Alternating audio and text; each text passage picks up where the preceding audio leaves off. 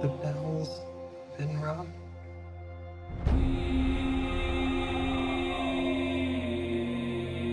Out in the dark, among the stars, the god is dead. I had a dream. Almost like a premonition. I think there's an attack coming. My lord, this world will fall. I need warriors. I'm building an alliance to defend ourselves. How do you know your team's strong enough? If you can't bring down the charging bull, then don't wave the red cape at it.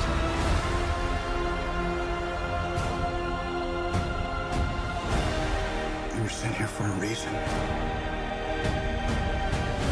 And even if it takes you the rest of your life,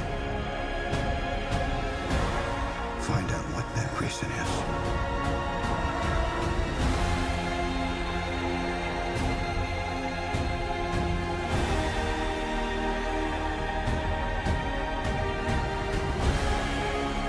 They said the age of heroes would never come again.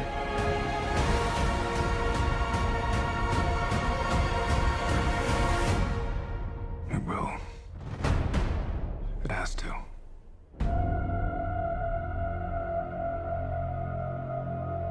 We live in a society where honor is a distant memory. Isn't that right, Batman?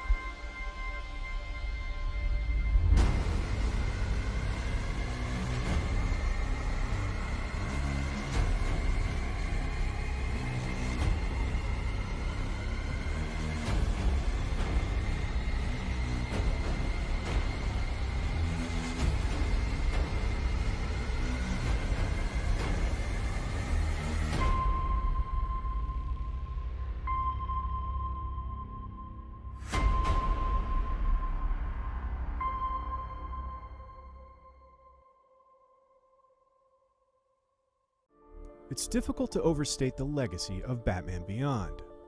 There's a real sense of family between the audience and these characters. He was just a kid. Terry was a kid. I think for a whole new generation, it made people go, wait, I can be Batman. With the type of sustained enthusiasm from fans it's enjoyed for the last 2 decades, a Batman of the future seems like an idea everybody can get behind. But the story of Batman in the Neo-Gotham of 2039? Nobody actually wanted to do it.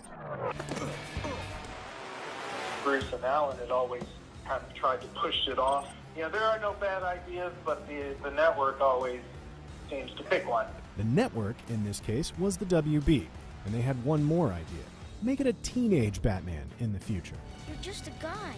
So how did a network exec's unwanted idea turn into a beloved animated series with its own unique legacy?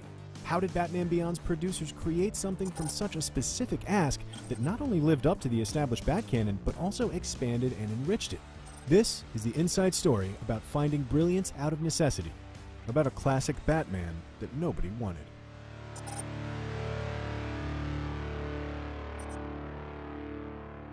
From the best-selling, critically acclaimed comics to the live-action and animated television shows to the blockbuster movies. Okay, maybe not all the movies.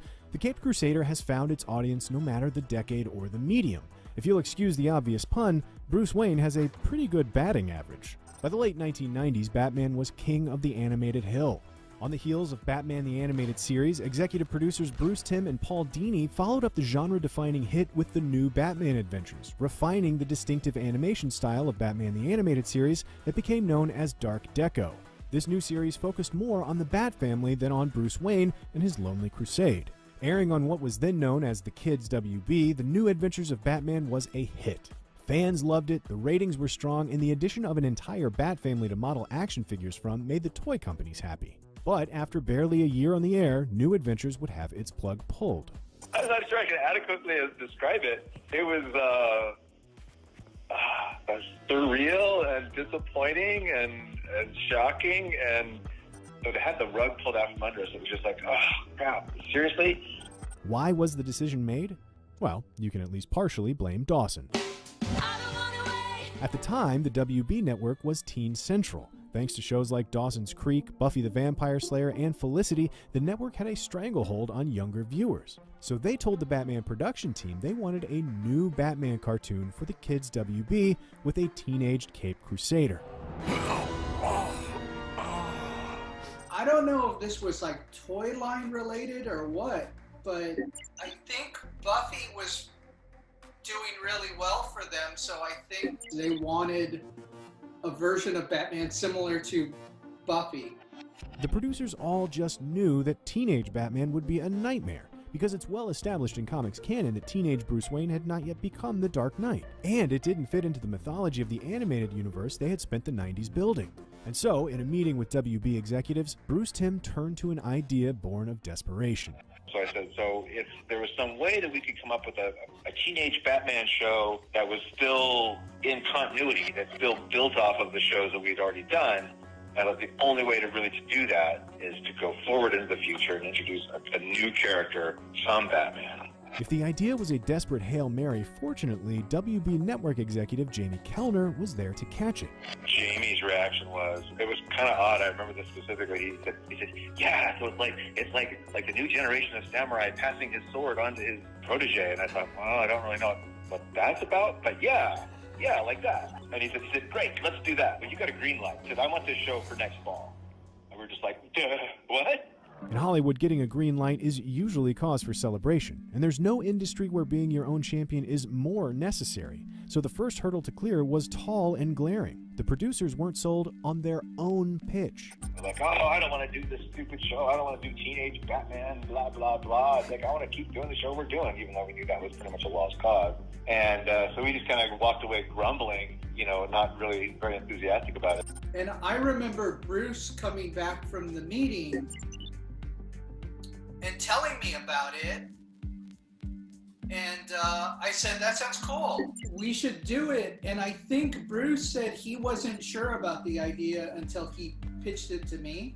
He said, yeah, a futuristic show, teenage Batman, and we can kind of do all that Spider-Man stuff, the torture hero, he's got to balance his schoolwork and his love life and being a superhero. We can totally come up with our own stylish version of futuristic Gotham. And it's like, yeah, I think it would be fun. And I kind of went, well, yeah, you're just kind of talking me into it. Timm was slowly coming around to the idea of the new series, but an enormous problem still remained. Getting a show from pitch to production in a matter of months is unheard of in animated television. In short, it was time to start panicking.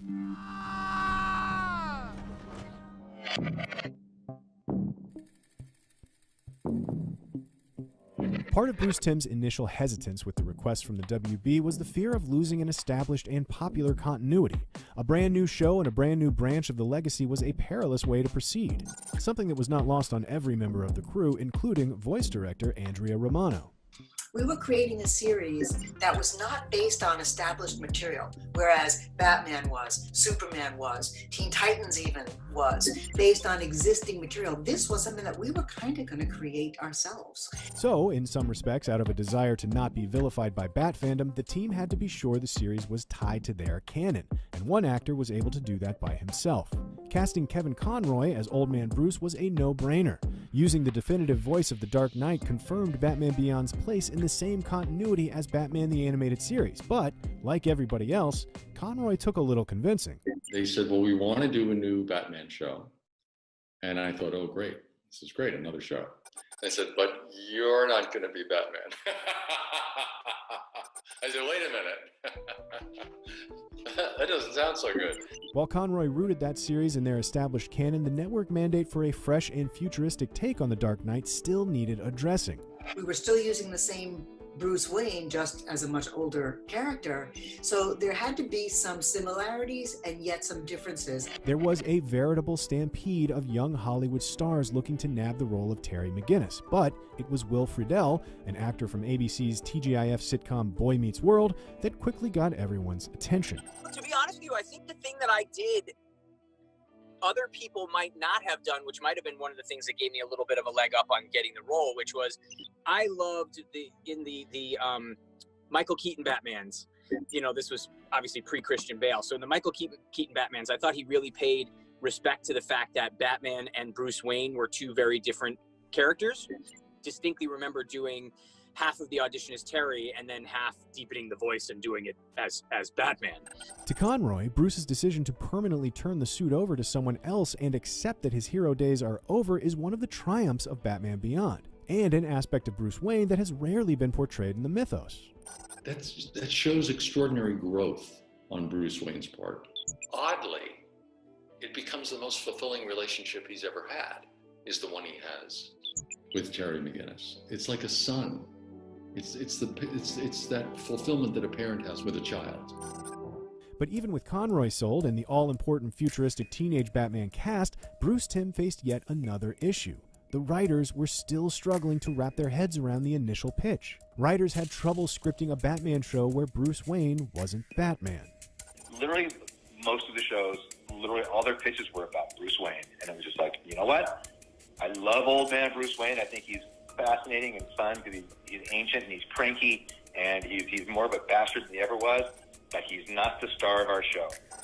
The bedrock of the show was Terry McGinnis, and so it wasn't Bruce Wayne. When you look at it, the heart of that show is Terry McGinnis. Bruce Wayne is kind of along for the ride. All of our freelance writers, nobody understood it. Nobody could get it. So we literally had to break like all of the stories in-house. Ultimately, they did get help from writer Stan Berkowitz, a member of the DC animated family that had moved to live-action drama after his Emmy-winning time on Superman. He returned to script the back half of the two-part series premiere of Batman Beyond, titled Rebirth, which aired in primetime on January 10, 1999, and he made it clear he had no intention of writing Terry as just another young Bruce Wayne. It would be impossible for me to imagine a character, a teenager that dark, that damaged. The whole point of doing the series was to do one, have a hero who is younger and could appeal to younger people. Well, you make him someone who thinks he knows a lot, and he's got the raw material. No, you didn't know that much, and you made a mistake here, you made a mistake there, but you're learning. While the writing team sorted out the foundation of the show, the production and design team was dealing with problems of their own. All they had to do was create a whole new world, complete with a brand new group of villains for a show they had to start making right now.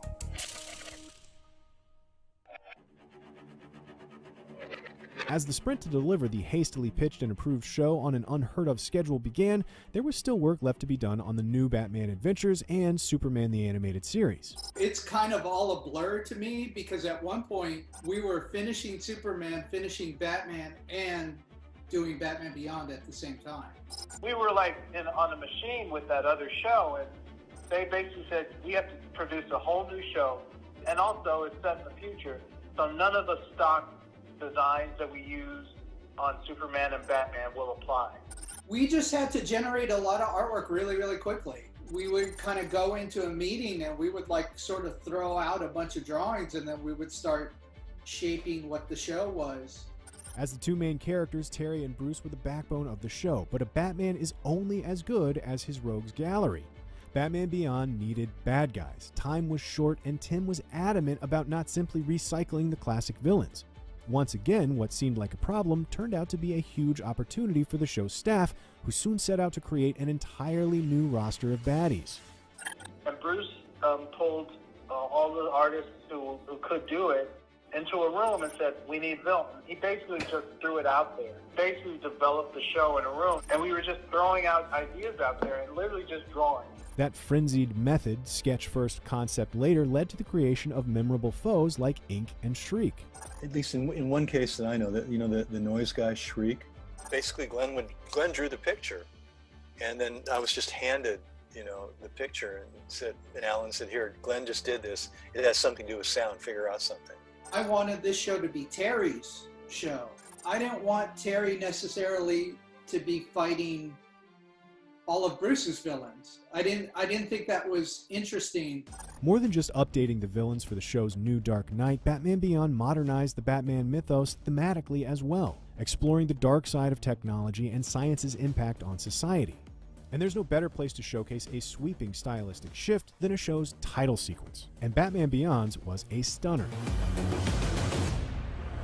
Putting the series' cyberpunk influences front and center, the titles are a breathtaking montage of multimedia images designed by the late great cartoonist Darwin Cook.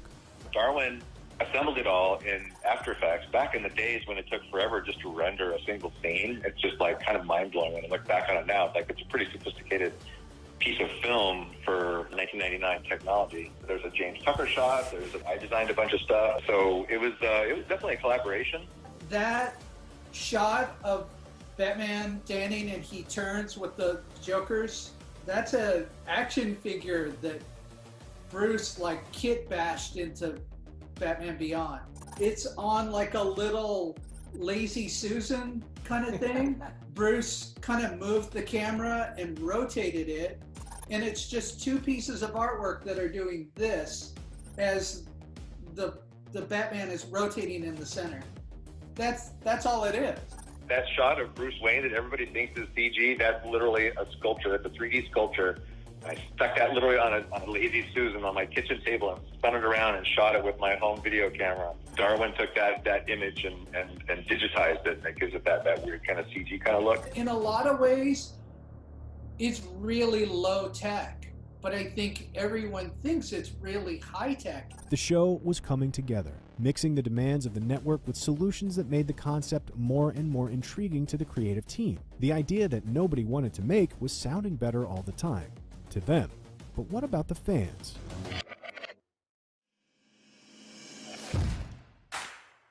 From the minute we announced the show was going to happen, all of our fans were just like, they already wrote it off. They were just like, oh my God, this sounds horrible. This is going to be terrible. Teenage Batman. It's going to be for kids. If keeping the continuity from their previous shows was important, keeping the audience from those shows was crucial. They had a lot to prove right out of the gate, and to do that, they had to start with a bang. The series premiere features an aging Batman in the year 2019. While trying to stop a kidnapping, Bruce grabs a gun as a last resort. The act of desperation convinces him to retire the Dark Knight. Never again. The first two-parter, everything about that show is so much more adult and darker and uglier than pretty much anything we had done in any of our shows up until that point. So it was kind of like, we knew that when we had that shot of Batman, retiree age Batman, pointing a gun at a criminal, we knew that was like the best way to slap those guys upside the head and say, nope, this is a good show and you're going to love it. The story jumps ahead 20 years from there, and Neo-Gotham has risen. Terry McGinnis is attacked by the Joker's street gang, only to be saved by an elderly Bruce Wayne. Terry soon discovers the old man used to be Batman, and after Terry's father is killed by the Jokers as retaliation, Bruce offers to train him to become the new Batman Gotham needs. As the show premiered, even with the banger of an opening, the response wasn't exactly positive at first. It wasn't overnight by any means, and it was all hate at first. By the end of our first season, people would begrudgingly going, oh, okay. And yet, by August of 2000, Warner Brothers Pictures had hired Remember the Titans director Boaz Yakin to make a live-action adaptation of Beyond. Batman Beyond co-creators Paul Dini and Alan Burnett were even hired to co-write the film, and while the project ultimately stalled, it's clear that studio execs saw the appeal the character had to fans. After 3 seasons and 1 feature film, the series came to an end in December of 2001. Nearly 4 years later, what was essentially the series finale of Batman Beyond aired on Justice League Unlimited. The episode Epilogue retconned, using some serious superhero science, that Bruce Wayne was actually Terry McGinnis' father. However, beyond that, there has been no real movement on a possible Batman Beyond revival, but fans keep asking anyway. I get that a lot from people these days, like, oh, when are you guys going to bring back BTAS? Or when are you going to do more Batman Beyond? It's just kind of like, well, you know, it's always tempting to go back to those worlds. But at the same time, it's also kind of like, oh, man, you don't want to go back and screw the pooch. You know, you don't want to, like, disappoint people with, you know, they have so many high expectations for those shows. At the same time, if I got a really good opportunity to do something more in those worlds, I probably would not be able to resist the temptation to do it. Despite its unlikely origin as a project nobody wanted, today Batman Beyond is a beloved part of the DC animated universe. And that means something different for everyone involved in the creation of the show. But one thing seems to be true for all of them. It validated their commitment to taking a big risk. At first it was something we were dreading, and then it became something we really got into and loved. And we thought of it as something where we were actually contributing to the Batman mythos, something unique, something that didn't exist before. The network wanted a new Batman, a teenage Batman, like Buffy, only from the future. Bruce Timm and his team didn't even want to make the show at first. It was an idea beyond saving, they thought. But the more they worked on it, the more they came to love the concept, as did the fans. A teenage future Batman with an old Bruce Wayne as his mentor? Hell yeah. In the years since the show went off the air, Terry McGinnis has persisted in comics, games, and of course on DVD, Blu-ray, and streaming. And with the constantly changing state of the DC film universe, the future of Batman Beyond is always filled with hope.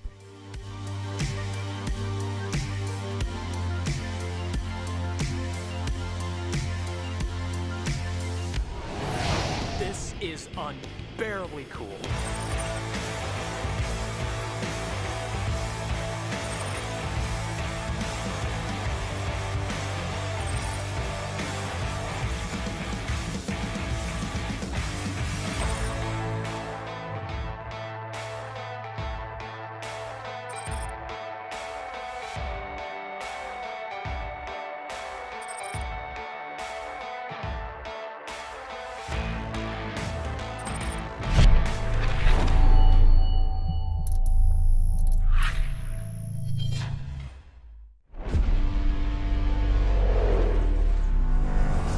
That was a terrible crash.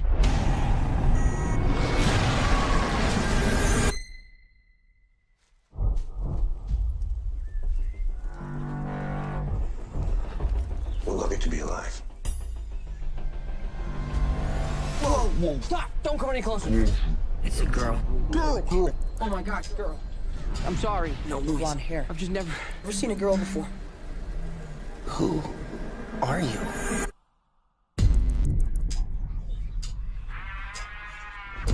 It's so loud here. We call it the noise. Happened to all the men on this planet. Every thought in our heads were on display. Where are all the women? They're dead.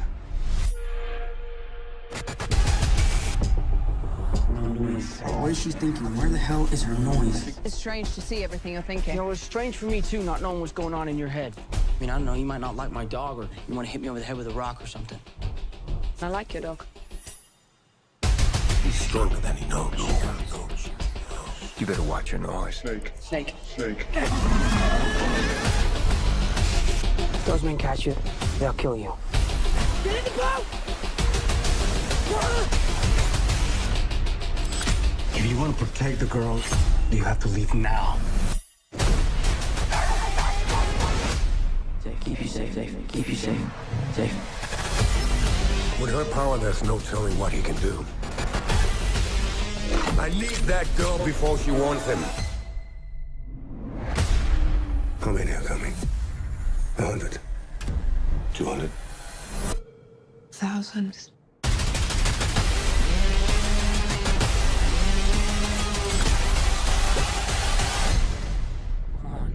talk to it. Be a man. Fight. Be quiet. I'm trying. Come on. Fight.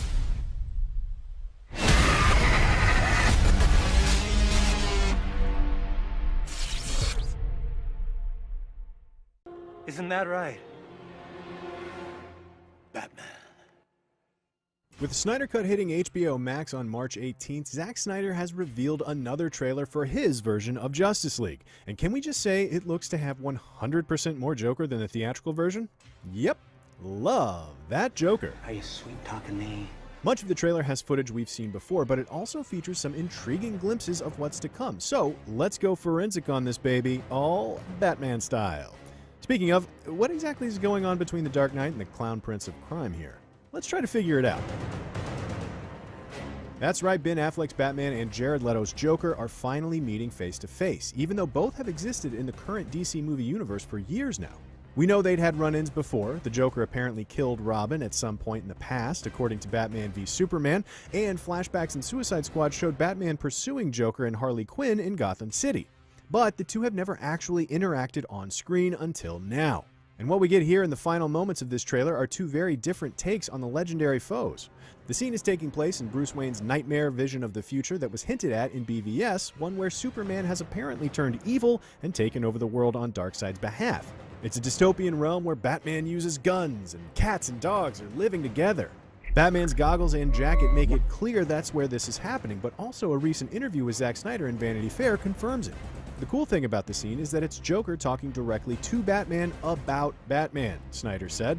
It's Joker analyzing Batman about who he is and what he is. This take on the Joker is pretty different from the Leto version in Suicide Squad, who was all style and tattoos. Here, he's sitting on the hood of a car, staring out at the cityscape in the distance as Batman approaches him. Hair long and tangled, tattoos nowhere to be found, and sporting messed up Heath Ledger-style makeup and a police SWAT vest. The Joker here seems more, shall we say, in control than usual. The scene also brings to mind the recent comic story Batman Last Night on Earth, which finds Bruce Wayne waking up decades in the future only to learn that he's never been Batman and the world is now a wasteland. That tale was written by Scott Snyder, whose whole thesis with the Joker is that he sees himself as Batman's friend and tries his best to make Batman realize everyone else in his life, Robin especially, makes him weaker. So maybe Zack Snyder is portraying the Clown Prince that way here, with the two characters taking on a sort of reluctantly on the same side vibe. Snyder has also hinted that we may learn the meaning behind the Joker card taped to Batman's gun in the nightmare vision from Batman v Superman. Sounds like they're going to cover a lot of ground in what's been reported as only a couple minutes of new footage. Elsewhere in the trailer, we can now confirm that Cyborg is also still around and in the maybe future of the nightmare. At the very start of the trailer, we see what appears to be an alternate angle of Superman's final moments from BVS. Caught in Doomsday's clutch, Kal-El seems to let loose a series of super screams. We then hear VO from Lex Luthor taken from BVS as he says, "The bell's been rung." Could it be that the death of Superman somehow is what attracted the attention of Darkseid and Steppenwolf? Speaking of which, we get our best look yet at Darkseid, who was originally envisioned as the big bad in this story but was cut from the Joss Whedon version of Justice League. Now, he's front and center and his loyal Lieutenant Steppenwolf is at his side, and completely redesigned. My lord, this world will fall. That looks to be Granny Goodness on the other side of Darkseid, and it appears that Cyborg actor Ray Fisher confirmed as much on Twitter. In the comics, Granny works for Darkseid and is the head of his elite fighting force known as the Female Furies. Also, getting a new look is Superman himself, who is finally wearing the black suit that we've been hearing rumors about for years. That costume was completely excised from the theatrical version of Justice League, but now it's back. And we've even got this cool shot of the Man of Steel using his heat vision while he's wearing it. In the comics, Superman wore a black costume like this right after being revived from his fight with Doomsday, so the timeline tracks here. Is this suit serving a similar purpose, or is it more tied to Superman's transition into the evil tyrant we see in the nightmare future? We'll find out for sure when the Snyder Cut of the Justice League hits HBO Max on March 18th. While you wait, why not check out the road to the Snyder Cut? And don't forget to like and subscribe to the IGN platform of your choice. He said the age of heroes would never come again. It will. It has to. You're watching Fan Fest only on IGN.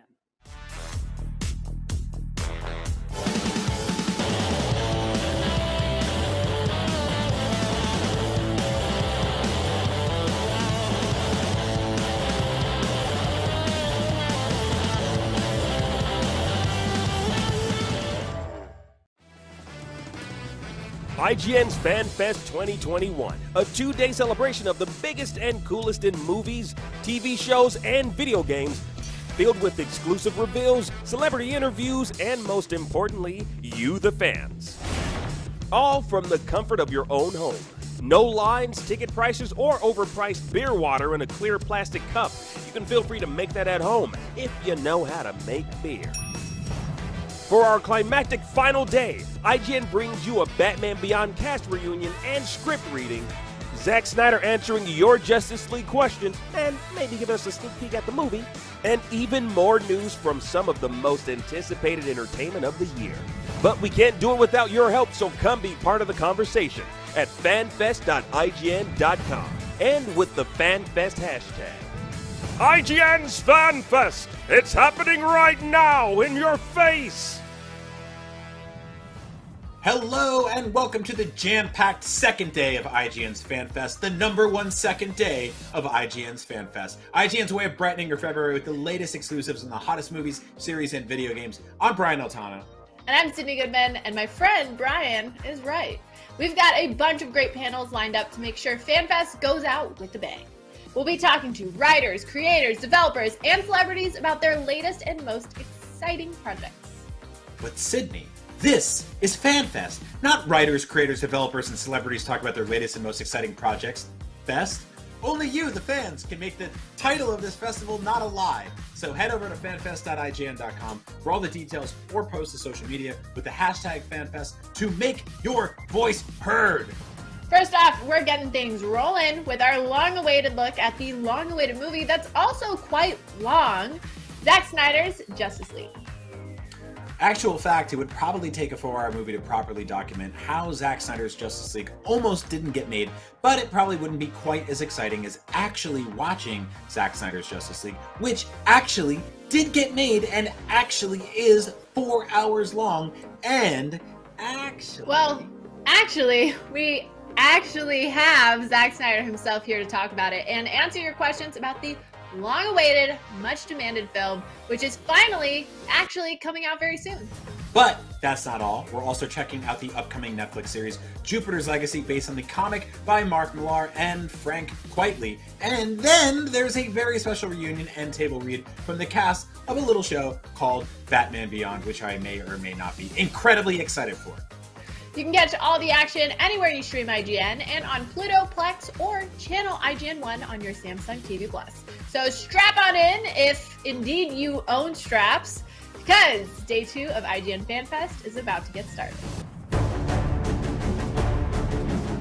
In a year of long-awaited releases finally seeing the light of day, no movie has been awaited longer than Zack Snyder's Justice League. And for those who have been waiting almost half a decade to see this near mythical film, the good news is there's not that much longer to go. I'm Terry Schwartz, this is IGN Fan Fest, and I'm so thrilled to be here for an interview with director Zack Snyder himself to give us the full story on how the Snyder Cut went from being an unfinished print he showed his friends at his house to the 4-hour movie being released on HBO Max on March 18th. We put the call out for your questions and you more than delivered. So buckle up, Zach, because we have a lot of fan questions to go through today. Welcome. Well, thank you. Thank you. I appreciate it. I'm excited to be here.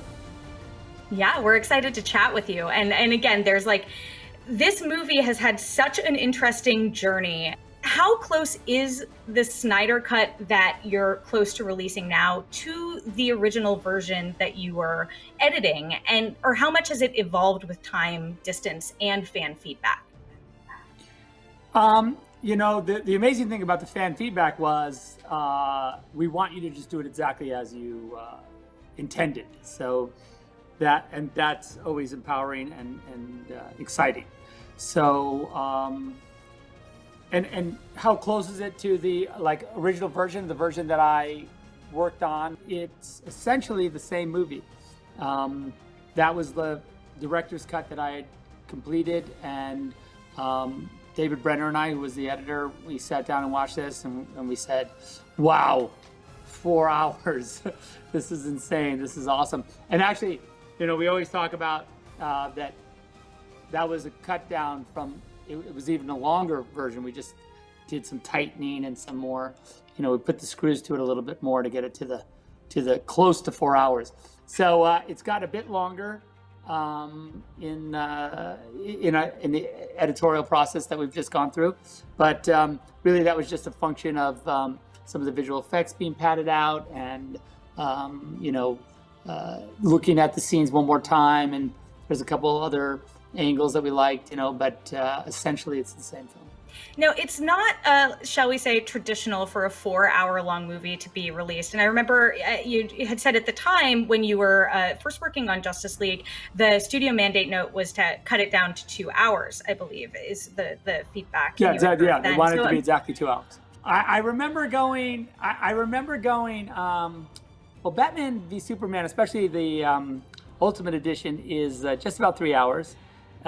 Even the theatrical release is, I think, 2 hours and 25 minutes, something like that. And I said, but now there's 6 characters, so how, in what world, okay, sure. I am curious, though, in your conversations with Warner Brothers, what has changed, do you think, that has caused them to greenlight actually releasing the even longer version than what you had originally put together as your director's cut? Yeah, I think, I think that there's a combination of things that all sort of came together in a perfect storm that allowed this to become reality. Probably the most important is the amazing fan support for the film, and the near legendary movement that arose from these amazing fans that just wanted to see the movie the way I thought it should be seen. And it was that groundswell that really catapulted it into got the attention of, I think, HBO Max and the Warner execs, and they felt like maybe this could be cool. Well, we have our first question, again, first of many from the fans. This one is from XXP60 on Twitter. They're wondering, are you fully satisfied in how Zack Snyder's Justice League turned out, or would you have added anything else but couldn't because of time, actors' availability, etc.? No, I'm very satisfied. I couldn't imagine it coming out as completely as it has. We were able even to fill in a couple of the impossible gaps that I thought were never going to see the light of day, that I had always hoped to fill in, but now having been given this kind of this ability to finish it the way I want, you really get to see the whole thing. And we finally will get to see it on March 18th. It's so close. It is a full film. It's being released in its entirety. But I did want to ask, at DC Fandom, you'd originally mentioned that you were considering releasing it in 4 one-hour installments. And I was wondering if you could share what changed in between discussing that and then deciding to release it as the full film. There was a couple things. I mean, it was always to be completed as one theatrical release. We'd always, because that's the way I originally, it was made as a 4-hour film. Now, remember, the film is chaptered anyway. It's like, part 1, don't count on it, Batman, and then about 40 minutes later, I forget exactly, part 2, the Age of Heroes, and then on and on, And so that was the way the film was created, just in my mind, as the way it was easily digestible. There was so much, and I just felt like this kind of, chapters as you went forward was really the best way to kind of absorb it. So it was always going to be finished as a single film, but then, I thought, it might be fun to break it up. But, that just got complicated, and everyone started getting nervous about, like, whether or not it was contractually this or that. And I said, you know what? It's fine. Like the 4 hours, it's a great way to watch the movie. And it's easy to pause and go get your, go hit the potty or pick up some popcorn or whatever you got to do. Yeah. Because, don't make the people wait any longer. Yeah. So, yeah, exactly. I think they would have been mad if they had to wait like weeks. Right. Right, go the weekly episodic route. Now, I'm sure you assumed that I would ask you this, so I figured I'd get it out of the way at the top. But do you have a finished running time? Can you tell us how long the movie actually will be? More than 214 minutes, you said. Oh no, it's a little over 4 hours. I think it's like 4 hours and a few minutes, with the titles.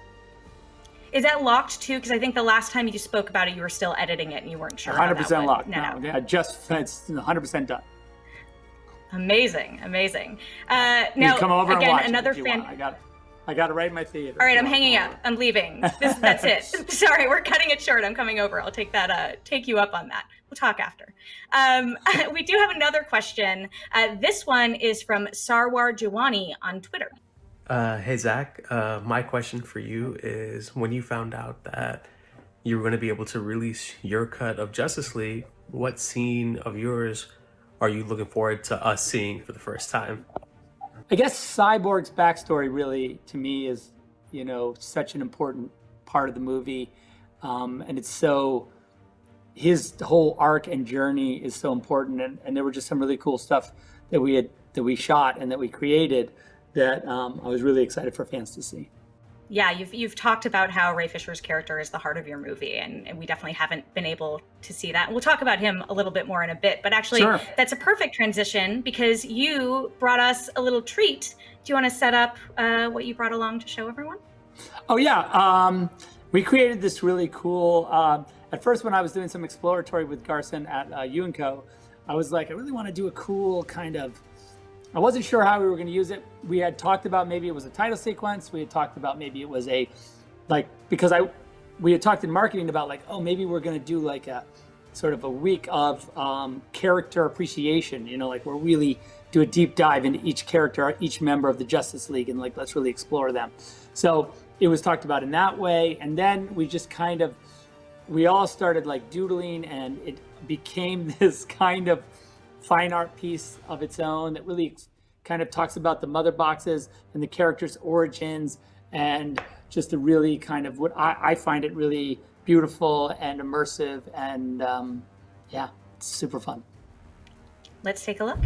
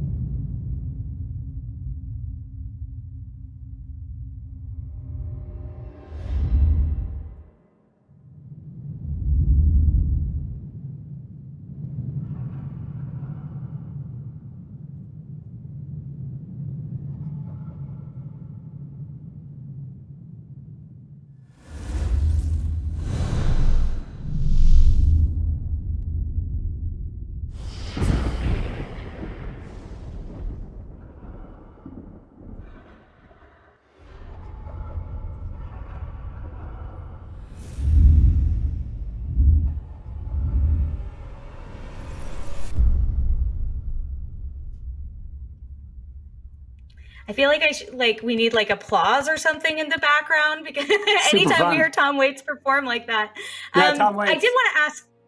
Yeah, you used Tom Waits' Time is the song being played. You are always so specific with your music choice. Tell us why this was the right song. This Tom Waits song, we loved it on the piece. It really was perfect, and it was in the style and sort of mood of my Justice League film, and I thought it was like a perfect song. And Tom, famously doesn't do this sort of thing, but we showed it to him and he was like, yeah, I'll do that. You guys can have it for that. So just call up cool. Tom Waits.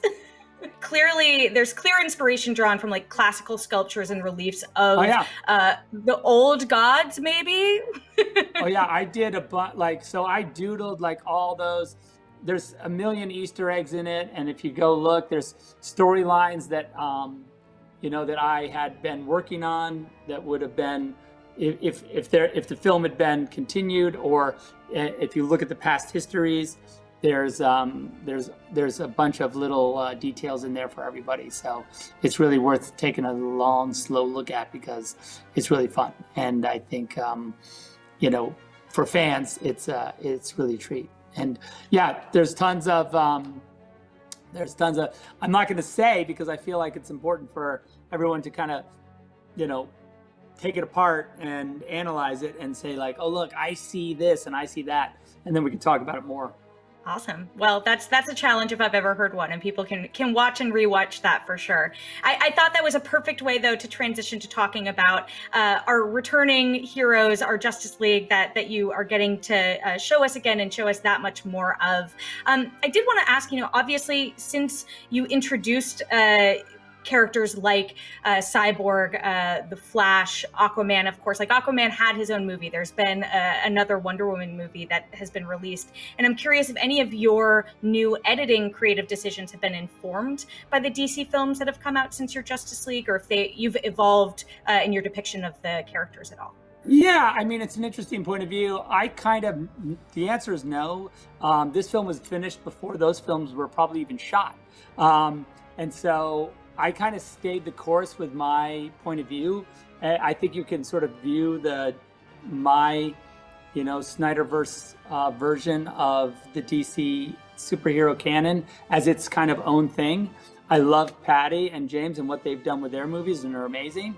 But at this point, I was just like, this is kind of its own thing, and it doesn't really owe anything to anything. So I'm just going to do it exactly as I had always intended. Now we got a bunch of questions in finding out some of the backstory and deeper lore about some of these characters. So this one is from Sam Sievers on Twitter, and it is about Batman. Hey Zach. So I grew up with Tim Burton's Batman, and that version of the character has a body count that could almost rival Rambo's. So the idea of a live-action Batman killing people is just sort of baked in at this point. Almost every version does it. But I was curious if your Batman started with a no-kill policy 20 years ago, and during his downward spiral, he just lost it at some point. And could Superman's sacrifice inspire him to stop killing once again? Listen, probably our Bruce had a higher moral or a stronger moral compass when he first started crime fighting in Gotham 20 years ago. But there's been he's seen a lot of rough stuff happen over the years, and I think that he he's a bit jaded now. I mean, obviously. And the death of Robin and others, I think that he now has found himself in a dark place. But yes, the whole point was that the death of Superman really shakes him out of that and puts him on this really, sort of cathartic path to form the Justice League and kind of do his part. Because if you think about it, the Justice League is made up entirely of almost godlike characters with these godlike powers, and he's just a guy. I mean, yes, he is the world's greatest detective, and he is this incredible force. He's as far as humanity goes, but in the end, he is just a guy. So it's his job of bringing them together is but it was also one of the most important jobs, because there would be no Justice League without Bruce. So next we have a special question. This is from Hamad from Qatar. He's been actually a longtime supporter and major donor of the American Foundation of Suicide Prevention over the years, Awesome. And has been very passionate in the release the Snyder Cut movement. So let's check out Hamad's question. Hi, Zach. What did it feel like to see Ben Affleck put on the cowl again? Yeah, so we did a little bit of additional photography for this film. And we brought a few of the cast members back just for this little scene I wanted to grab. and I was slightly nostalgic and a little bit, you know, like I don't want to say weepy. That sounds a little bit extreme, but it certainly was quite a thing to behold. So we have another question. I'm going to set this one up a little bit because I heard you speak about putting Superman in the black and silver suit that I believe, and I'm paraphrasing you, so please correct me, you actually shot that in the regular Superman suit but color corrected it later. Is that the case with how you created that? My visual effects supervisor and I, DJ and I had long conversations with the studio about the black suit. I was a big advocate. They were not so much. And we would go back and forth. And I said, okay, what about, let me just at least do some tests to see if I could, you know, put him in the black suit and what it would look like. And so we devised a method in which we could easily turn the suit, using the existing suit to the black and silver suit that you see in the movie. And so we knew exactly how to do it when we went into it. And as I say, it was always my intention to have him in that. And we've had a chance to see it too. So with that context, this question from Frederick Lopez is about your experience getting to see that suit. So let's pull that up. My question is for Zack Snyder. What was it like seeing Superman in the black and silver suit for the first time? I cannot wait to finally see the Snyder Cut on March 18th. It was cool. Yeah, I got to admit, you know, because the first thing we did was a quick test, you know, to make sure that we had all our ducks in a row, and just seeing it, you know, we all just sat back like, wow, are we really doing this? This is amazing. And so yeah, it was really cool. And I mean, the other cool thing is, of course, you know, we saw a version of it in the Zod flashback in Man of Steel, you know, because, you know, he's sort of in it in the Zod nightmare sequence where Zod's confronting him and trying to get him to basically join the dark side at that point. So we have another special question from Joanna from Ecuador, another big member of the Release the Snyder Cut movement. She wants to know a little bit about some of the female hero or heroes in the movie. So let's take a look at this question from Joanna from Ecuador. I'm Joanna from Guayaquil, Ecuador, and this is my question. At the end of Batman vs. Superman, we can see that Wonder Woman has a sort of loss of faith in humanity. Is she going to find it back after the events of Zack Snyder's Justice League? And if there's going to be a specific member of the League that will help her find it back? Also wanted to know if there's going to be any mention of another female member of the League. Thank you. Bye. Well, first of all, I won't say anything about if there's any additional female members of the League, because that feels like a pretty huge spoiler, even if they're, you know, you weren't just going to give it away 2 weeks before the movie comes out? And then, as far as Diana's arc, I think that, like, you know, for me, it's coming straight off of BVS, right? And if you recall, you know, yes, she had sort of lost faith in humanity, but I feel like had awoken a little bit to her responsibilities in the world without Superman. And that's kind of where she is, you know, she's not, I wouldn't say, you know, I think when her mom sends her a note via the arrow of Artemis, she, I think that she realizes that, like, there's what's happening is a pretty big deal. So, you know, I don't know that she's fully out, but she's definitely, you know, she's fighting for the team at this point. Now, of course, there are some new heroes we're getting to see in this movie. And this question is from a huge fan who goes by the name of Harry L. So let's take a look at his question. Zack Snyder, Harry Lennox here. Huge fan. But I have a question for you.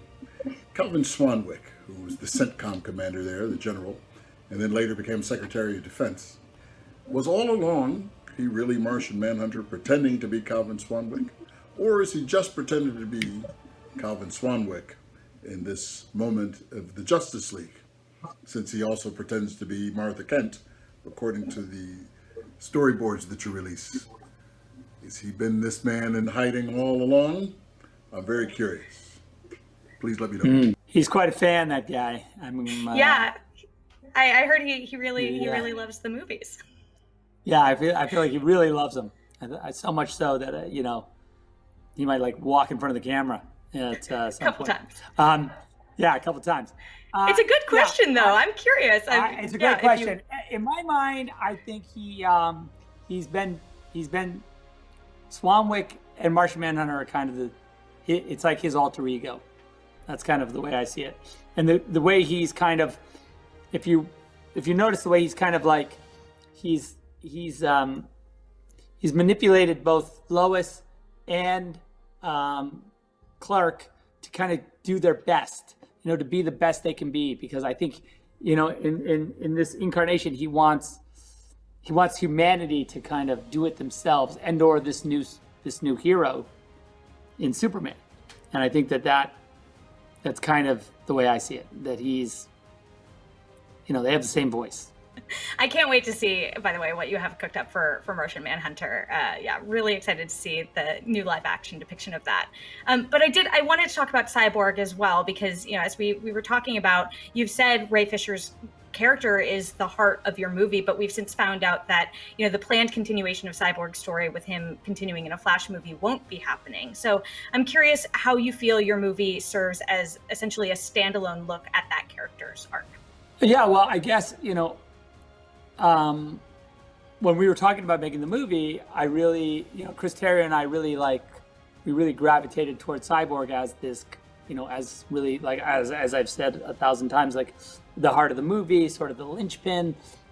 Everything turns on him. Everything turns on kind of his, the stakes that are presented to him, the events that befall him within the context of the film. So, yeah, it was always my intention to really use Cyborg as well, as sort of the glue that sticks the movie together. And then, but I never saw this as, what would be a standalone film as far as Cyborg's story. I think there's plenty of story left for Cyborg, of course. He's an amazing character, and it's great to see, him really realize that on the movie. When you see it, you're gonna realize that Cyborg is tip of the iceberg, in my opinion. So who knows? We're here now. So this is another great question from Siddhi Vinayak Sridhar from India, who asked this question on YouTube. I am Siddhi Vinayak from India, and my question is, why was Joker included in the Justice League Snyder Cut version when he was not part of the script in 2017? And thanks IGN for giving me this opportunity. Love from India. But I think that it's a good question, but it really is all about just trying to fulfill the promise of having a Joker in this universe and not having them come together. And also, there was a question I had, always wanted him to be in the Nightmare reality. And so, it was a great opportunity, and when I talked to Jared and he was interested in doing it, I just felt like, okay, this feels like a thing I can't pass up. Now, of course, when you start showing looks at the Joker, people have a lot of questions because we've seen so many different versions of how visually he is portrayed in live action. So this question comes from All Things Zack Snyder, aka Yaniv from Israel on Twitter. They wanted to know what inspired the new Joker look and whether you consulted with David Ayer at all about when you kind of re-envisioned that look that he created in Suicide Squad. So what inspired the look was,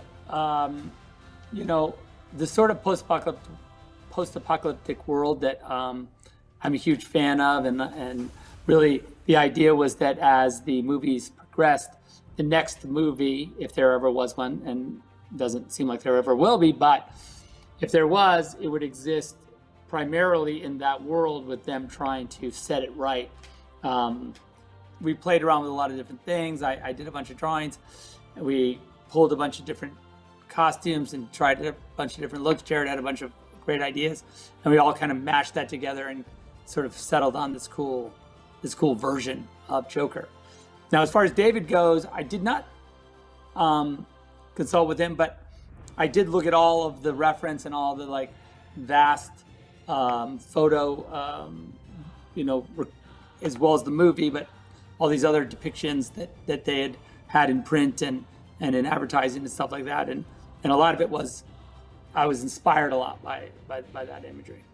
We still have more questions about the villains, but I did want to follow up on one thing you mentioned there about, your original plan for Justice League Part 2, because originally when this was announced in the whole slate back, in the early 2010s, there was the plan for Justice League first part and then a second part to come later. Now, obviously you have 4 hours of Zack Snyder's Justice League, but I'm curious how much of that, if any, does encompass your plans for Part 2? Well, it was meant to be 2 more movies. No,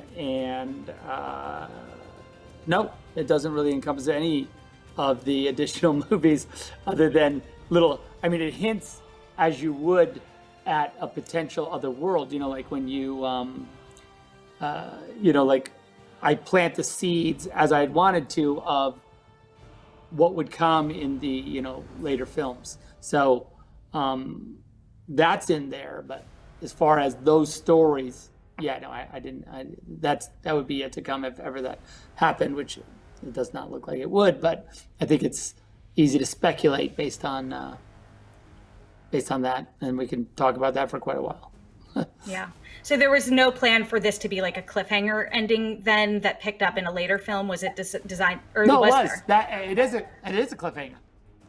Zack? The movie ends in a massive cliffhanger. Yeah. Well, what's going to happen after that. I mean, we'll talk about that. We'll talk about that in a little bit. We definitely have questions about a part 2 coming up. But I did want to ask, you have Deathstroke in this movie. We know you have Joe Manganiello coming back as Deathstroke. Yeah. So I wanted to ask a similar question to the Joker one. Why was it important for you to include Joe Manganiello's Deathstroke in this movie, and how will it be different than what we've seen in the past? Well, Joe's character in this movie, when we find him, clearly he and Batman have struck some sort of a deal, and they're in, they have a bit of a partnership.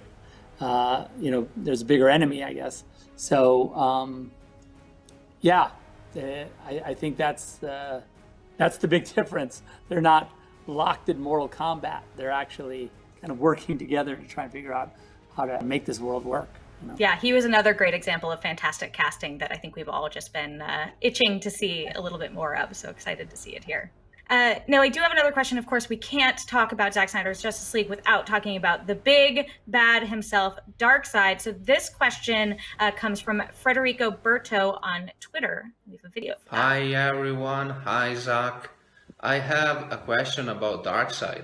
So your characters are always complex and layered. Does Darkseid have any humanly relatable motivation to his quest other than that of ruling all of existence? Well, thanks for everything, Zach, and I'll see you on the 18th. Bye-bye. Yeah, no, of course. I think, of course, Darkseid has tons of human motivation. I don't know if you would call it that. He's pretty, he kind of operates on another plane, but certainly, something happened to him in the past and he's not happy about it. And it's kind of really hurt him. It's kind of shaped him. And he's looking to make it right. And so I think that there's a lot of nuance in him. And, Ray does a great job of voicing him. He's really great. Now, you can probably guess what this question will be about based on the name of the person who submitted it. This is from Steppenwolf on Twitter. Let's pull up the video for that. Hello, Zach. So I had one question about Steppenwolf from your cut. So here it is. How would you describe the relationship between him and Darkseid? Is there something more than Steppenwolf's desire to get rid of his control? It's a good question. I would say that the thing that's interesting, I think, is that for sure the Steppenwolf-Darkseid relationship is very complicated. I'm not going to give it away, but there's a very the dynamic between the two of them. Some things happened in the past. There's a bunch of issues between them. And so, yeah, I think that all plays out. So, yes, the answer is there's quite a complex relationship there.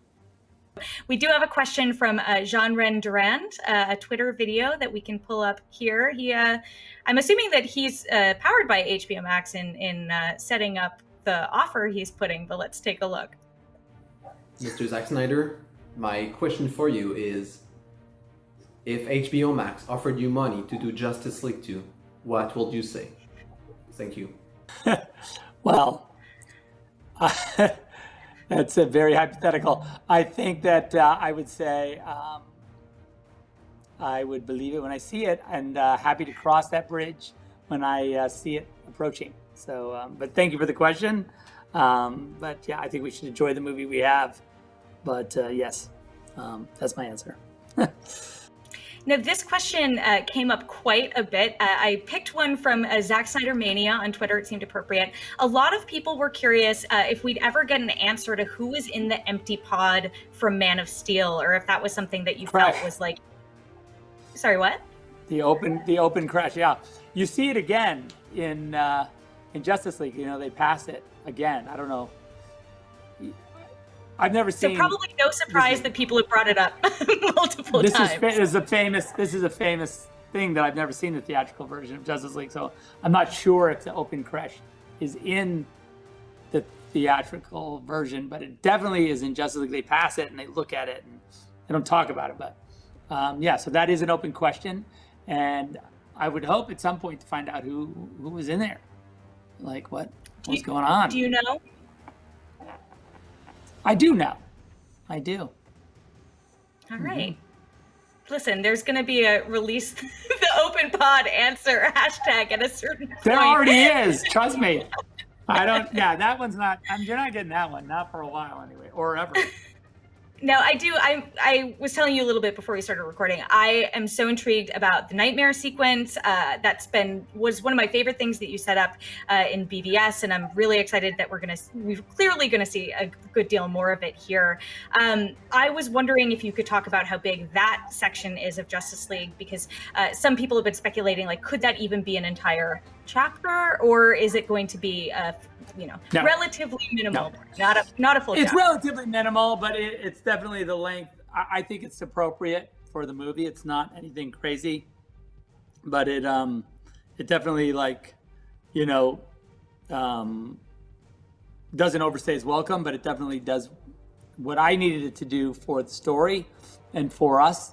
So yeah, I mean, beyond that, I think it's a spoiler. So I can't wait. And honestly, I'm really intrigued that that was your original setting for Justice League 2, as you said earlier.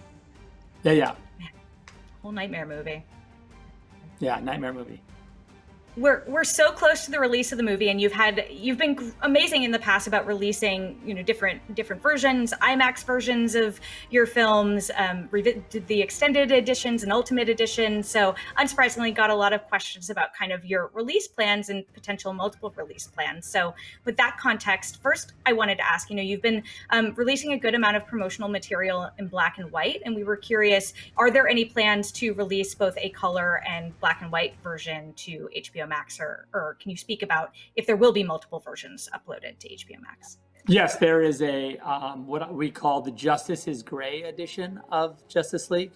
Zack Snyder's Justice League Justice is Gray edition, which is the black and white version, which I'm a huge advocate of and a huge admirer of. It's personally for me, it's my favorite version of the movie.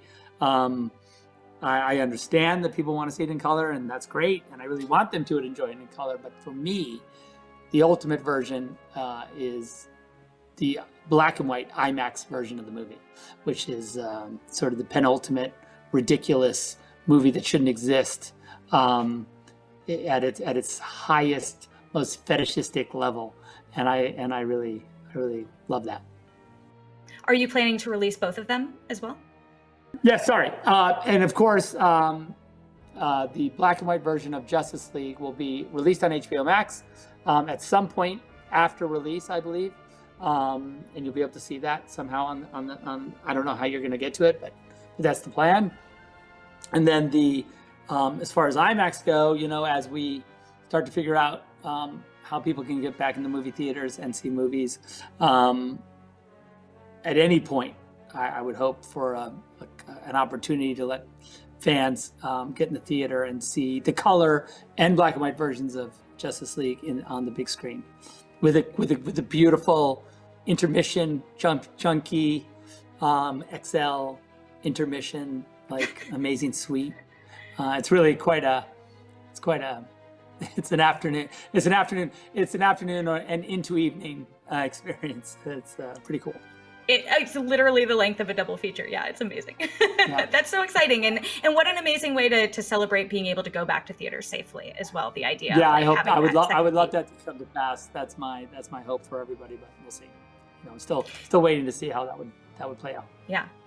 Now, you have been such a great fan of IMAX and friend to IMAX your entire career. I believe you said you actually shot this movie entirely in IMAX, either IMAX cameras or in the range. Sorry. In the format. Now, I didn't use the IMAX cameras per se because their cameras aren't sound, and I knew there was going to be a lot of dialogue in this movie.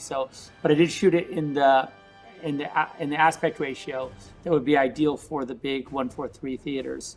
And so when you see it in its big, square, it's unbelievable because, they've never done a movie in IMAX that's entirely in that aspect ratio, and they've never done one in black and white. So it's kind of two firsts in a row. So it's kind of fun to see. Yeah. Amazing. I'm really excited to see the ratio that I know you said that you've been working really hard to restore that as well, get those full shots rebuilt. So I can't wait to see that. Yeah, we shot the whole movie, in that aspect ratio. It was the compromise was when I told the studio I shot it in 143 or in 133 actually is what the aspect ratio I shot it in. They were like, no, you can't do that. And I was like, well, so we did do a crop. Initially, I wanted to do a 166 crop for normal theaters.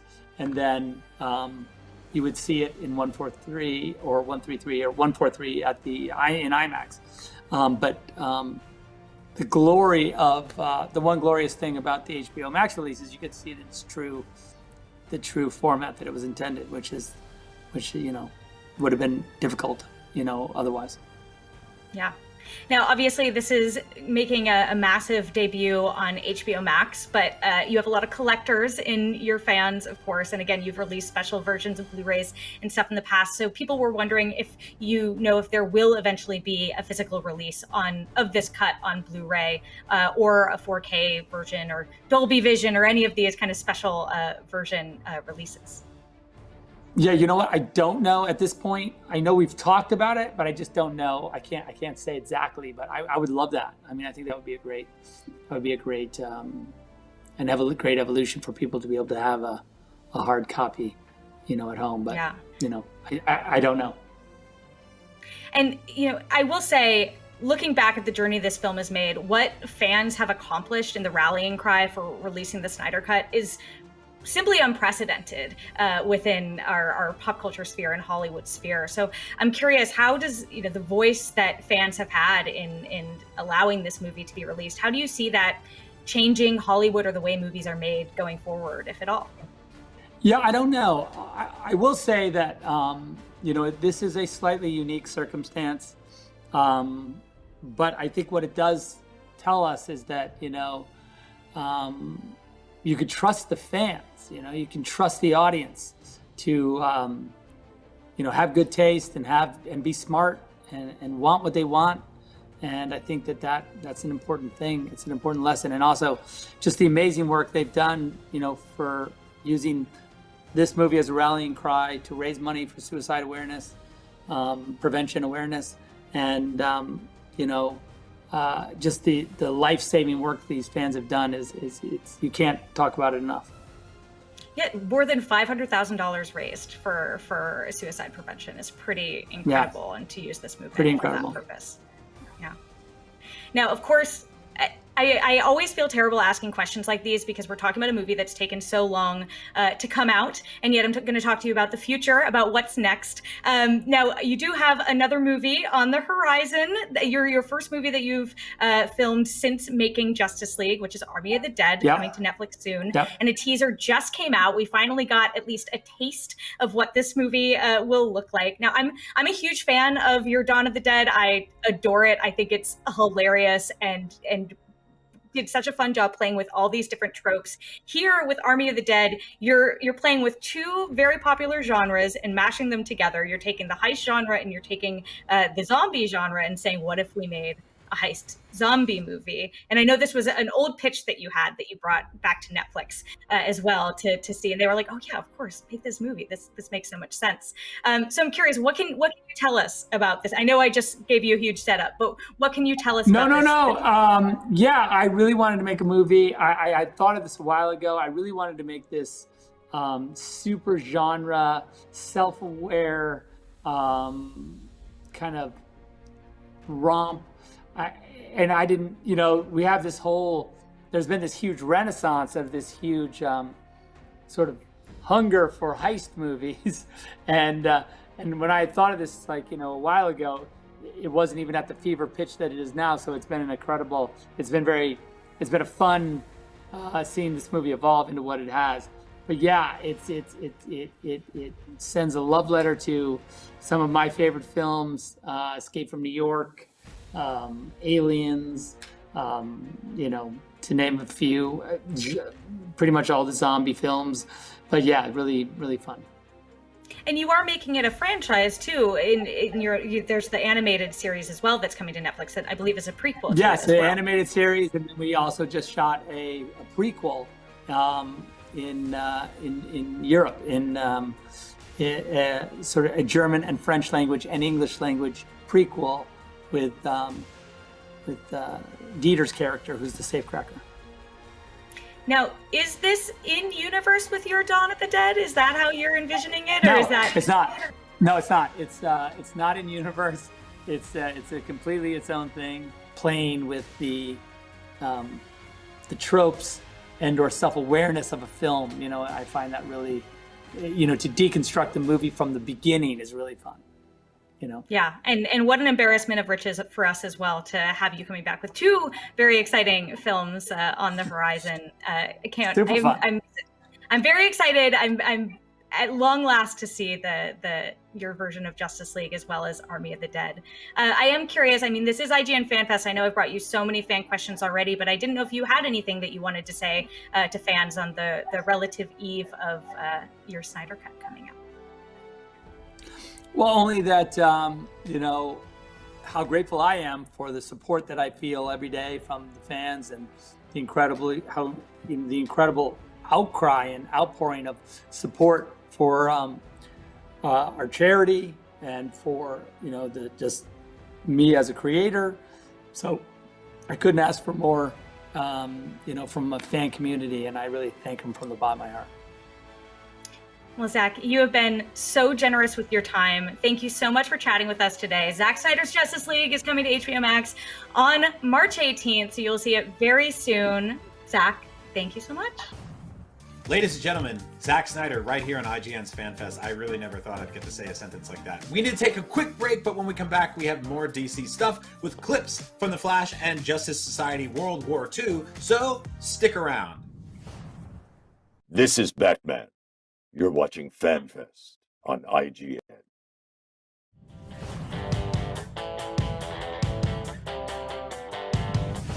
Not only is IGN the world's biggest media brand for games and entertainment, but we also have a team of some of the world's biggest fans of your favorite franchises. From breaking news and exclusives, never-before-seen looks at movies and games, to reviews, let's plays, and live streams, IGN brings you all the coverage you need, no matter where you are. Whether you're on IGN.com, the IGN app, YouTube, Facebook, or Snapchat, we've always got you covered. IGN, the #1 source for all games and entertainment fans worldwide. Everybody loves watching a speedrun of their favorite game. But what if you got the opportunity to peek into the minds of the developers while they watch their games getting completely wrecked? That's exactly what happens in every episode of Game Devs React to speedruns. You can do that. Oh my god! We invite you to ride along with the developers as they react to, question, and enjoy some of the most skilled players exploiting and speeding through a game it took years of their life to create. Join us every Saturday for a new episode.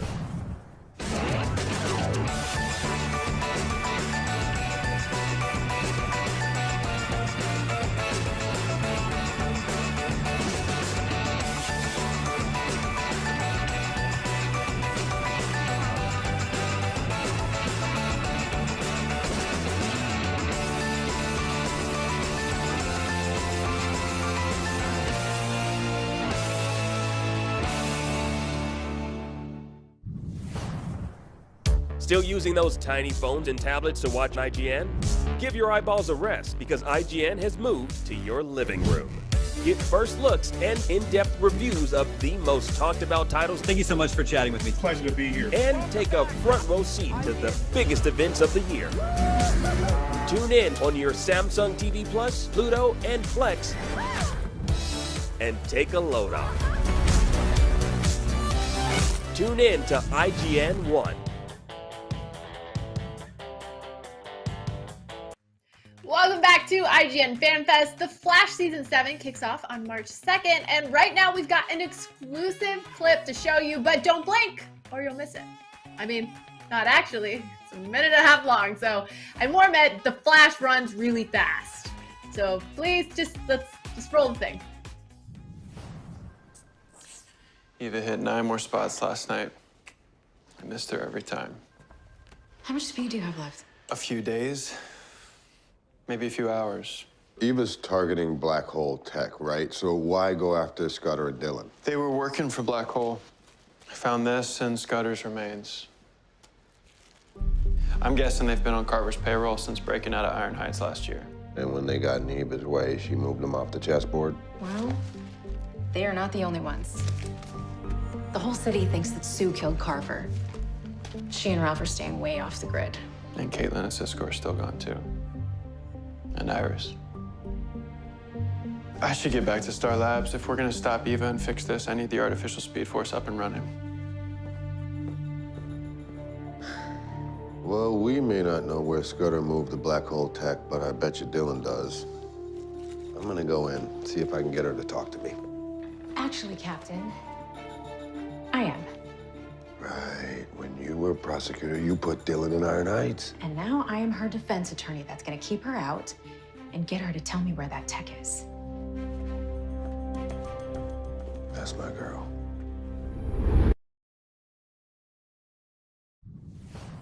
That was an exclusive clip of The Flash Season 7 premiering March 2nd, and up next, we have another clip involving the Scarlet Speedster in the upcoming DC animated film Justice Society World War II.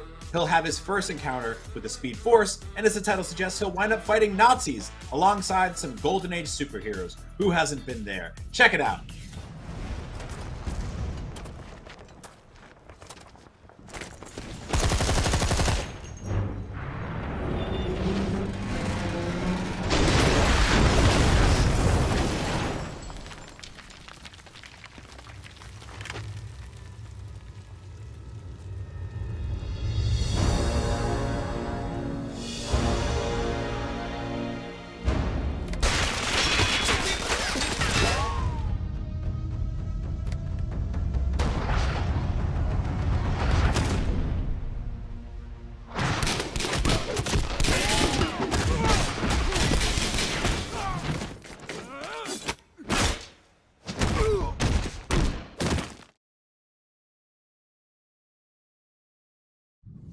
IGN Fan Fest continues. You can check out all the details at fanfest.ign.com or post with the hashtag FanFest to join in the conversation.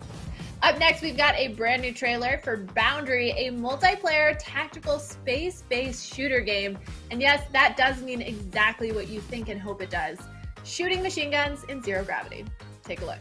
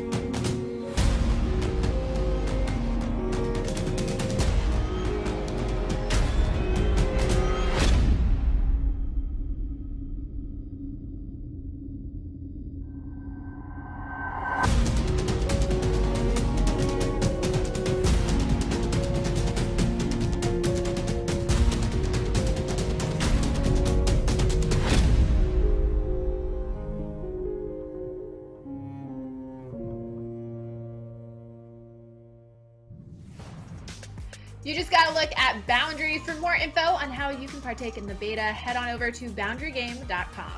And the space mayhem isn't over yet. Up next, Breath Edge, the game that puts players at the center of a vast galactic conspiracy and gives them one simple task: get your grandpa's ashes to his funeral. Let's see what Breath Edge is all about.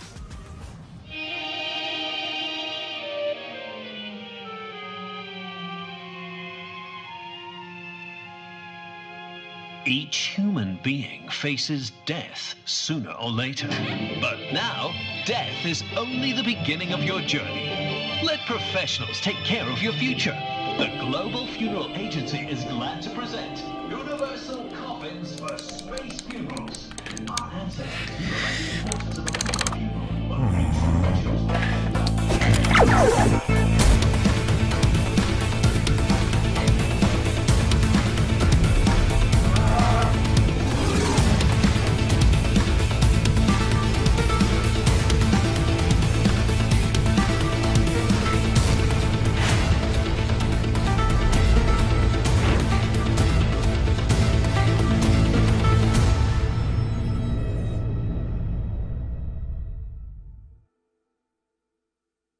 space coffins suitable for any height and weight, for every member of your family. Variety of color options, fabric or leather upholstery.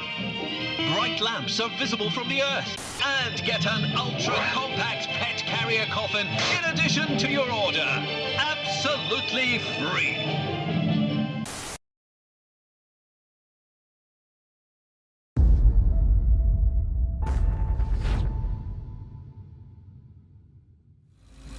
You're about to see a fragment of the core gameplay, which is a mix of crafting, exploration, and storyline tasks. Your main character is a survivor of a huge spaceship crash, stranded among the debris in outer space. Having established yourself a little so far, you can hop onto your space bike and explore nearby areas. The engine is installed, now the tank will probably be able to fly.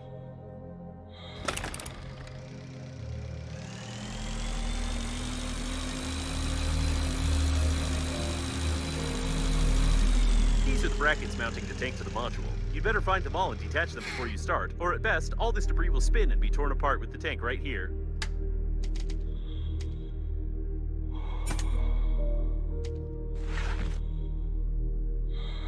A very odd composition, but apparently this Mayo doesn't want to freeze. There's also no danger to the spacesuit's material, but I'm not sure it's reasonable to stay here with such visibility. In addition, the composition's density prevents you from moving quickly. Seems that detaching the bracket without getting your hands as well as other parts of your body dirty will be impossible.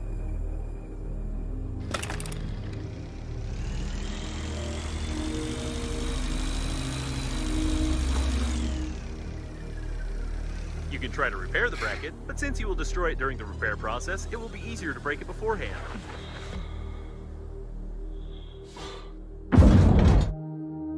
An airlock. Seems to be intact. Seems like the gas coming into the mayo doesn't let it freeze. I have a feeling that something is wrong with this mayonnaise. Apart from the inconsistency of its composition, overly complex technologies are used to transport such biological debris. Although, all the tanks are specified as mayonnaise ones in all the invoices related to the liner. This vacuum cleaner is called Rocket for a reason. With it having such a powerful engine, it is really possible to fly it and bypass the technical limitations. Unbelievable. This is heaven knows what, but it's certainly not a simple tank for storing food products.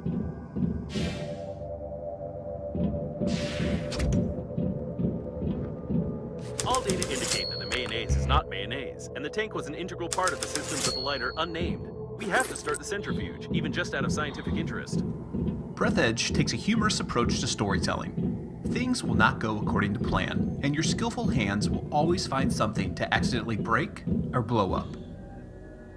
A special patch and a bloated spacesuit indicating increased gas production due to excessive broccoli eating.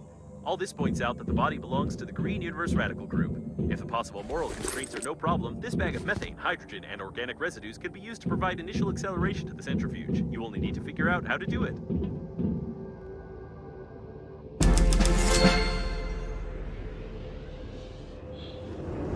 Despite the fact that the task involved pumping out gas to create a miniature engine with an igniter, your barbaric method of directly lighting your rear end is recognized as effective. It's time to check the control panel.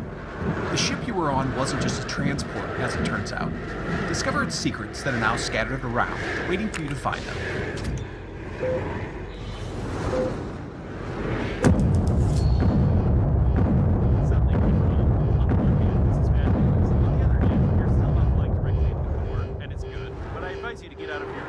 possible.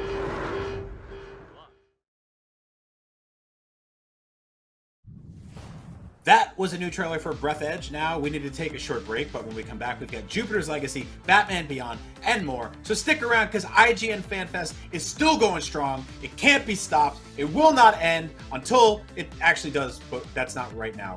That's later. But we're gonna take a break, which is not ending. It's just a break. But we'll be back. You bet it. Just you stick around. I swear, we'll be right back. Don't go anywhere. Stay right there. Please don't leave. Well, it's the first time I'd ever put on a suit like that, and talk about immediate transformation. It was like, whoa, this is what I look like with giant muscles. I've been trying to do this my whole life, and it's just like that. Look at me.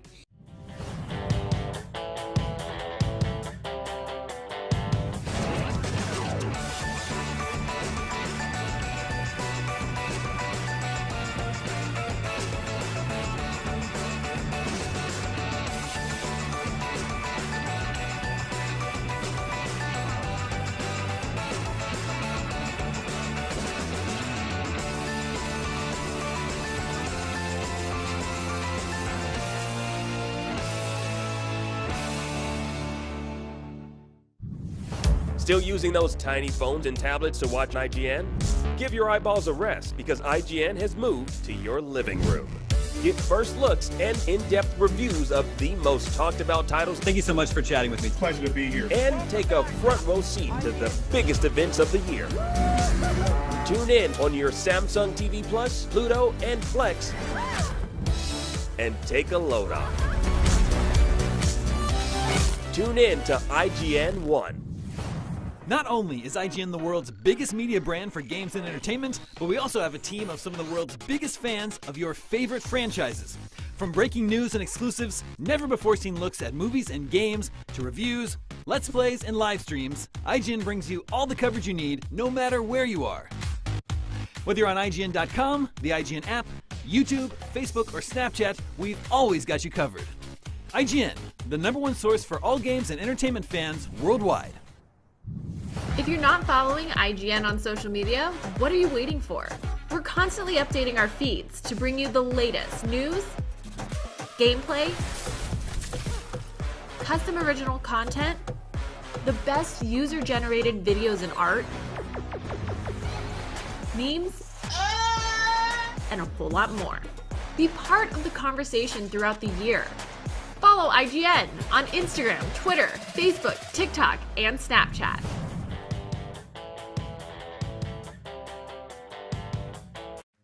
Welcome back to IGN Fan Fest 2021, available wherever you stream IGN and on Plex, Pluto, or channel IGN 1 on your Samsung TV Plus. Up next, FanFest is setting its sights on the latest streaming series involving capes and mature situations, Netflix's Jupiter's Legacy, based on the comic series by Mark Millar. And after that, a special look at the upcoming science fiction movie Chaos Walking, followed by a Batman Beyond cast reunion and table read. But do all of those involve capes and mature situations? Well, Brian, you'll have to stick around to find out. Welcome, everyone. I'm David Griffin, and today we're talking Jupiter's Legacy, the much-anticipated new superhero series from Netflix based on the graphic novels from Mark Millar and Frank Quitely. To kick us off, here's a look at the first teaser for Jupiter's Legacy. One day you're going to be stronger than anyone else in the world. Every evil you can imagine is going to rise up against mankind. Not for justice, for vengeance. You're going to be the future.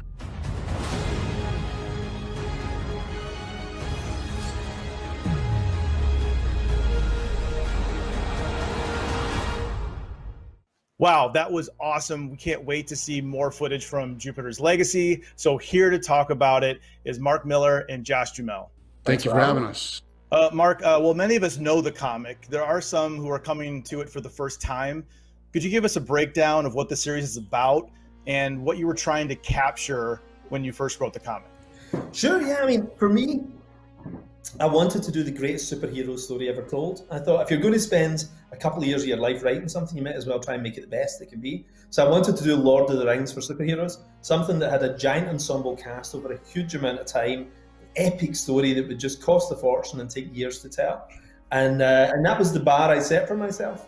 Like, I'd had a lot of success at Marvel. I'd been at Marvel for 10 years, and I thought, oh, I need to do something that tops Marvel. There was something Shakespearean about it, leaving Marvel, going off and then trying to do something better than anything that's ever been done at Marvel. So that was my bar. And I had a lot of influences. Like, I'd say an unusual one, my big one was Close Encounters. Like, you know, Richard Dreyfuss's character, like Roy Neary in Close Encounters. I loved that character. You know, a guy that just becomes obsessed with something and he goes off on this journey and nobody understands what the hell's going on except him. And even he is just following some voice in his head. And that is the fundamental of this. It's a guy in 1929 who loses everything in the Wall Street crash, but he loves America and he loves the idea of America. And in his dreams, he starts to get these hallucinations coming from this weird island that tells him how he can fix America. This island's not on any map, and he basically has to find this place that doesn't exist and assemble a team of friends who's going to come with him on this journey. So it's about a man obsessed with coming back and fixing the country that he loves.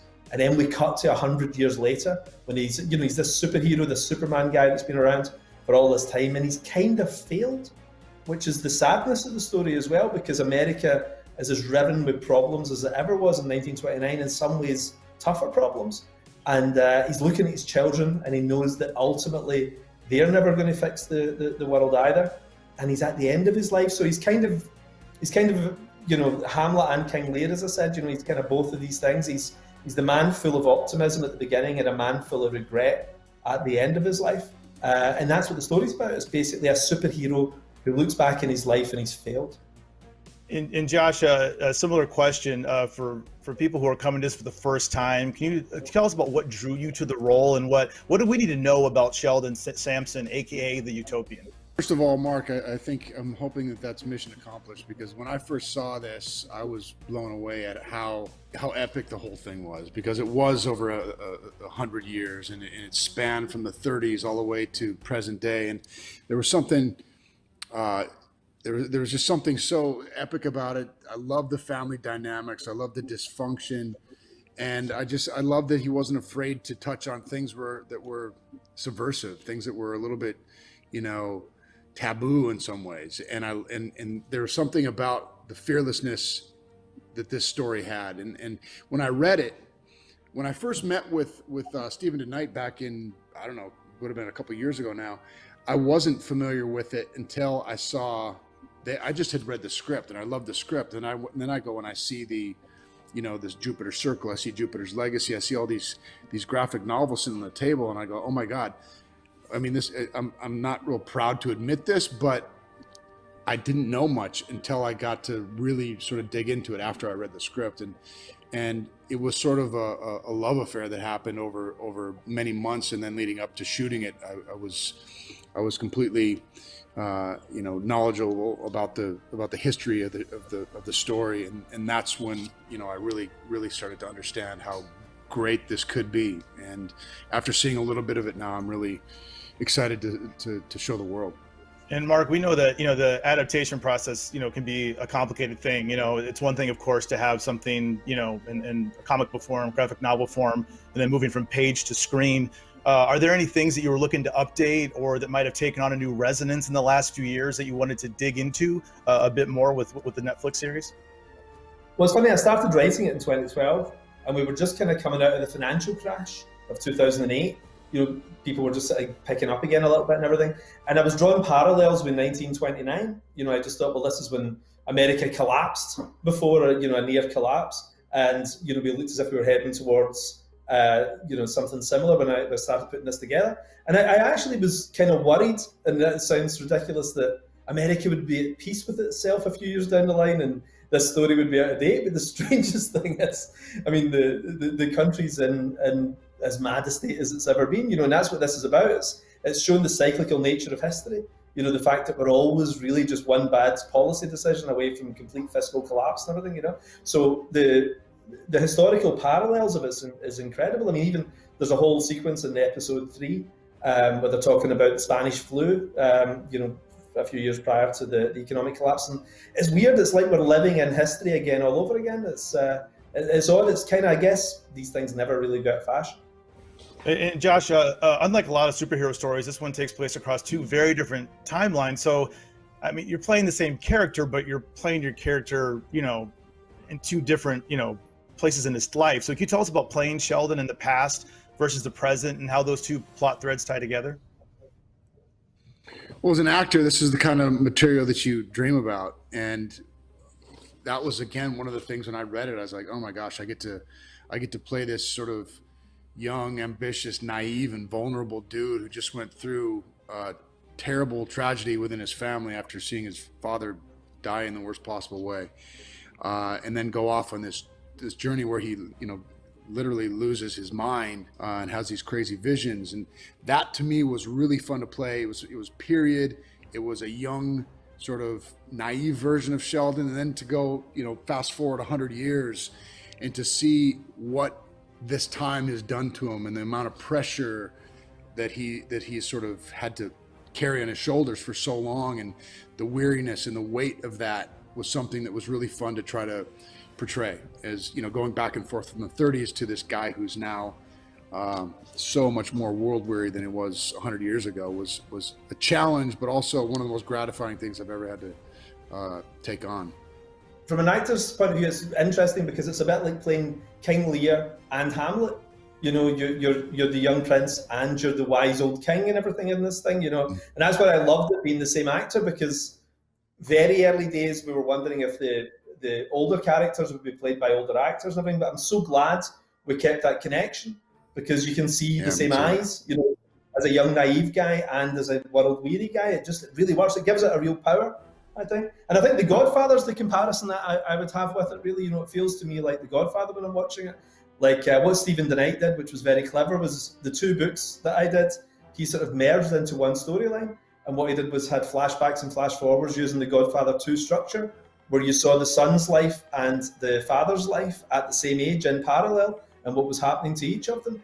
And it gives it such incredible weight. It's absolutely amazing. And to have the same excellent actors doing it just gave it that just little extra sizzle. And we were really lucky. I mean, I was on the phone to Josh last night and I was saying, there isn't a weak link in this thing. Like, in an ensemble cast, you're only as good as the worst person there, and they're all great. I mean, like Josh, Ben Daniels, even the younger actors that come in have been amazing, like Elena and Ian have just been phenomenal. So like, it just really works. To me, it feels very like American cinema of the early 1970s, strangely. It just has that vibe of a Coppola or something, as opposed to a typical superhero blockbuster. And I've been so lucky. I mean, my first film ever was a big Angelina Jolie movie that made 5 times its budget, right? It's like, I mean, I was so lucky with my first film and coming out of Marvel and all that kind of stuff. I've never been associated ever with anything bad, right? I've always made sure I've sunk every project of mine that looks like it's going to be bad. Like I'll phone up the head of the studio and talk them into not making the thing because I hate the people involved or something like this, right? So I only want to be doing good things. And I think this is the best thing my name's ever been on. Like, I am so happy with this. Josh, I want to go to you. You heard Mark touching on the scope of this. I know you've done some big projects, in your time, but from your perspective, how does Jupiter's Legacy differentiate itself from some of the other self-aware, sometimes darker superhero stories that we've seen over the past few years? I mean, like beyond the multiple timelines, what sets this series apart for you? Well, I do think that there is a darkness to this too, which I love. I think it needed to have that. There's a weightiness about it. It's definitely a saga.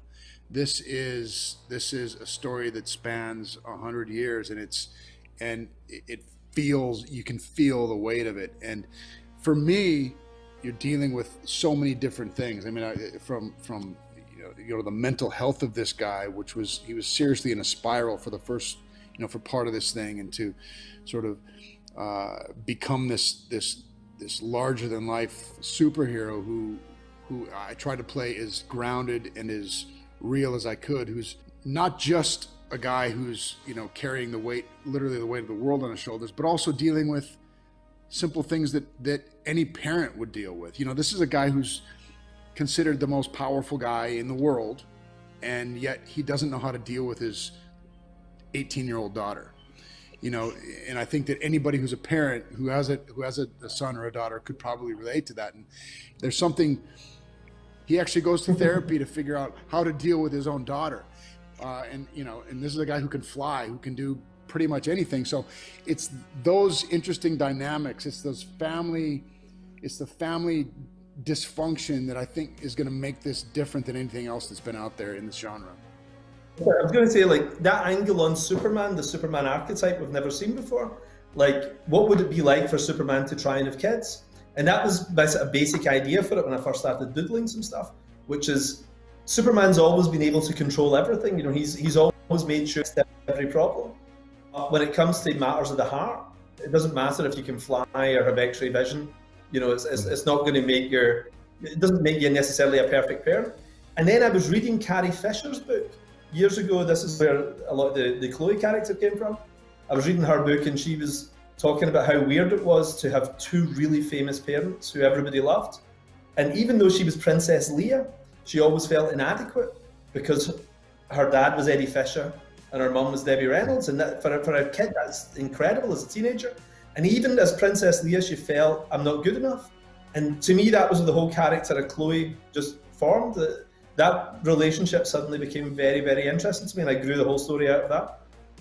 Josh, you talked to us about the first time that you put on the costume. Talk about that experience for us. Well, it's the first time I'd ever put on a suit like that, and talk about immediate transformation. It was like, whoa, this is what I look like with giant muscles. I've been trying to do this my whole life, and it's just like that. Look at me. So it was definitely, once you put that suit on, it's easy to fall into this character because you suddenly have this feeling of absolute power. And then you put you know, with the prosthetics and the wig and the beard and the whole thing, it was like this crazy thing that I would go through, and it really does change your chemistry when you put that stuff on every day, and especially that first time. But the most depressing part about it is once you got to take it off, and then you're back to like, oh, your deflated little self. So it was definitely an empowering thing putting it on, and a bit depressing at times when you take it off, because then you realize what you really look like. Josh, I've got to ask, how did you go for a pee? Because the suit looked like it was all in one. Like, how did you get to the bathroom? How did I go to the bathroom? Yeah. Like, if you needed a pee. I mean, it was a process. I mean, you got to go in there. You got to take the outer sheath of it off, and you got to take the thing down. You got to hold, and then somebody's got to hold the suit behind you while you go. It's just, it's one of the most humbling experiences you could have, because you go from this guy that looks a certain way, but then you need somebody to help you go take a piss. It's just it's a complete contradiction. So guys, I know the fans of Jupiter's Legacy are eager for more. Of course, we have our little teaser. You know, we have the date. We know when it's coming out. So I'll watch it on May 7th, which is very exciting. But I heard you guys brought something with you that no one has seen before. These are some custom, never before seen sketches from Frank Quitely, who was the original illustrator of Jupiter's Legacy. He's one of my favorite illustrators, my favorite comic book artist. He's just fantastic. Mark, do you have anything to add some context about these images that we're seeing right now? Because this is like kind of a cool sneak peek into the show. Okay, the first time you see about Frank Quitely is three of the main characters. You've got Sheldon Sampson, the Utopian, played by Josh. Then you have Lady Liberty, played by Leslie Bibb, and then Ben Daniels as Brainwave. And these are the sort of three central characters, really, of the show. They've certainly the most screen time. And it's a husband and wife and brother. You know, so it's a classic kind of family structure, really, here, you know, so as drawn by Quitely. This is the disappointing son of the Utopian, you know, so like I say, this is like the kid who feels he can never live up to being Superman's son. And this is Andrew Horton, who's great. He's playing Brandon Sampson. This character is Blackstar, who's one of the big baddies. He's like in episode 1 and episode 8. You know, he's a big set piece in the show, and he's played by Tyler Main, who's enormous. But from what I hear, a really gentle character. Like, one of my friends went to a football game with him about 15 years ago, and he said, "You know, this is really nice, but is there anywhere I could get some white wine?" And he said he was like so unlike what he expected, you know, he was like just this really quite urbane, you know, like actively type guy. But he's absolutely terrifying. I mean, in the fight scene, it's genuinely disturbing, and he's so properly mean. He's like a great comic book baddie, fantastic, and this is a wonderful picture of him here. Well, guys, I really just want to thank you for joining us. Can't wait to see more of this. Teaser of the artwork. Thanks for sharing all that with us. Mark and Josh, wish you the best of luck going forward with the project. And everyone else, Jupiter's Legacy comes out on Netflix on May 7th. So be sure to check it out. Thanks for having me. Thank you so much for having us. This was fun. That was a look at the upcoming Netflix series Jupiter's Legacy. Still to come, new gameplay from the day before and a Batman Beyond cast reunion and table read. But up next, we hope you're lawfully sitting down because we have a brand new clip from Chaos Walking. Get that? Hopefully, check it out.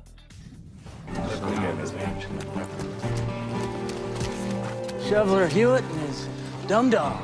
Thinks he's a man, but he's never killed a thing. Now watch your noise. Snake. Cocky little son of a... Snake.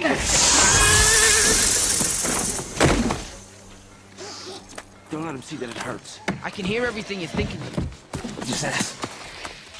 The mayor.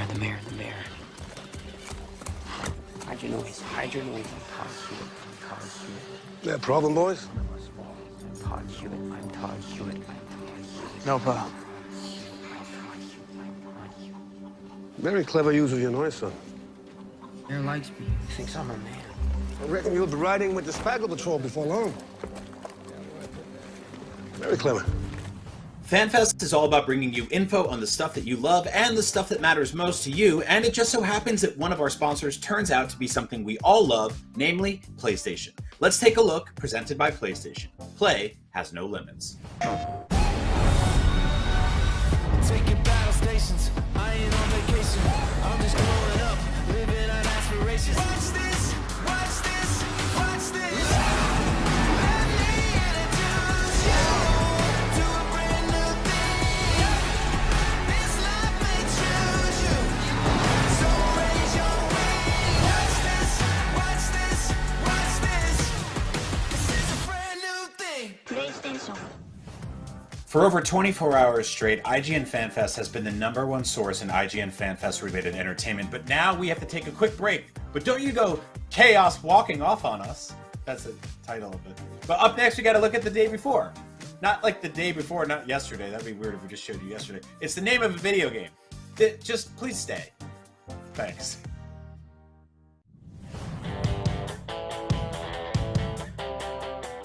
If you're not following IGN on social media, what are you waiting for? We're constantly updating our feeds to bring you the latest news, gameplay, custom original content, the best user-generated videos and art,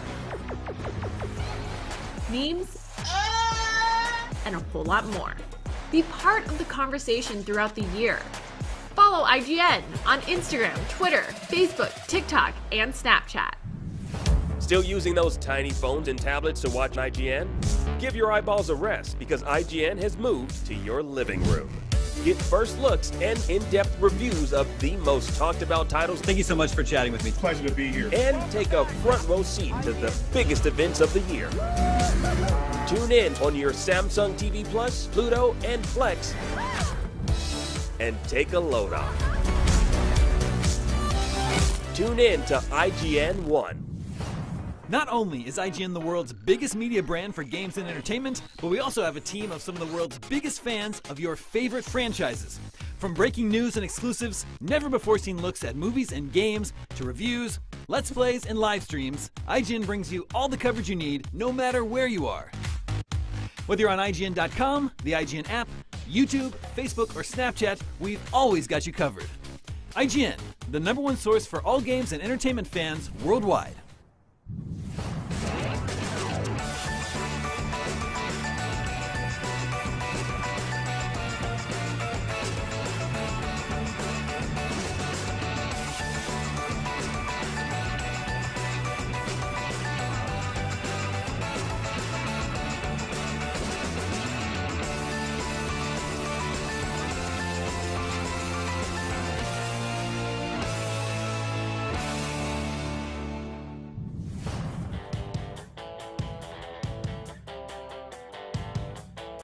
And we're back from a break. What a break it was. I loved it. I don't know about you guys. The Day Before is an open-world MMO survival game overrun by flesh-eating hordes, and we have a brand new trailer. Let's check out The Day Before. Hi everyone, my name is Diana and I am CBO at Mytona. We are publishers of The Day Before, a brand new MMO survival game developed by extremely talented guys from Fantastic. Hey, I am Ed Gotovtsev, here from the coldest city in the world. Hi, I am Arsen Gotovtsev. We are founders of Fantastic, developers of The Day Before. The Day Before is our greatest game we've ever made at Fantastic, and the real breakthrough for MMO survival genre. We're so grateful for your interest in The Day Before. Hope you will like our new video.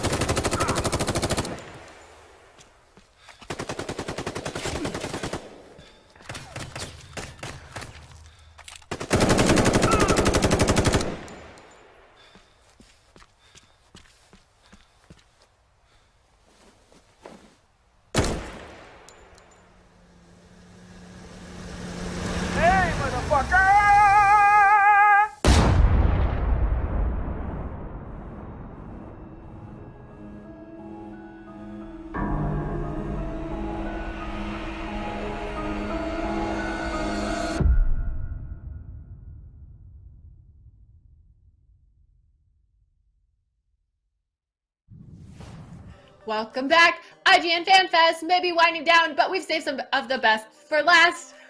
Was that singing? You weren't gonna sing with me? Well, I didn't know if that was singing. Like it was sort of. It was like. It was like the Need a computer to sing, but it. Well, it was like the sing talking from musicals, you know. Anyway, when it debuted over 20 years ago, not everyone was on board with the idea of a Batman show where the Batmobile doesn't have wheels, Batman doesn't have a cape, and his secret identity is a high school student named Terry, but Batman Beyond has stood the test of time as one of the Caped Crusaders' best incarnations, even if he doesn't have a cape. Up next, we've got the cast of Batman Beyond doing a table read of one of their favorite episodes of the beloved animated series. Let's check it out. Let's check it out. Gonna take There a we go. look. Gonna sing a little song about Batman Beyond. Batman Beyond. That's an original theme song, but they said no. They screwed up. They're lost, really. Welcome to IGN's Fan Fest 2021, our celebration of the biggest and coolest in movies, TV shows, and video games. Right now, it's time for us to return to Neo Gotham with a table reading from Batman Beyond. Join me in virtually welcoming Cree Summer, Michael Rosenbaum, Will Friedle, Kevin Conroy, and voice director Andrea Romano. Hello, everybody. How are y'all? Hello. Good. So good. Good. Now, I gotta say, I'm so glad. So glad to have you all joining us for the table read. God. But before we get into it, I want to know about the chosen episode for the table read, which is entitled Out of the Past from season 3, episode 5. Like, out of all the 52 episodes that exist, why did you all choose this particular one? It's a really wonderful episode. It's got a musical component to it that I like so much. And we had joked for years about doing Batman the musical. And so we finally did it and incorporated it into our show without making it silly. I mean, as far as why it made sense in the show. And the story is excellent. It's weird and it's got a wonderful twist to it. I just think it's one of our better shows. I also have to say, it was one of the reasons that I love this episode is because it's one of the few times that I got to work with Kevin Conroy when he was younger Bruce Wayne, which was cool. So it was almost like Batman the animated series, which was really, really cool. So I was pretty excited about that. Yeah. Now, obviously, a whole lot of love for the episode out of the past, but we have a fan question for the whole group. Devin Giles asked on YouTube to the Batman Beyond cast, what is your favorite episode of Batman Beyond? I'll start with you, Kevin.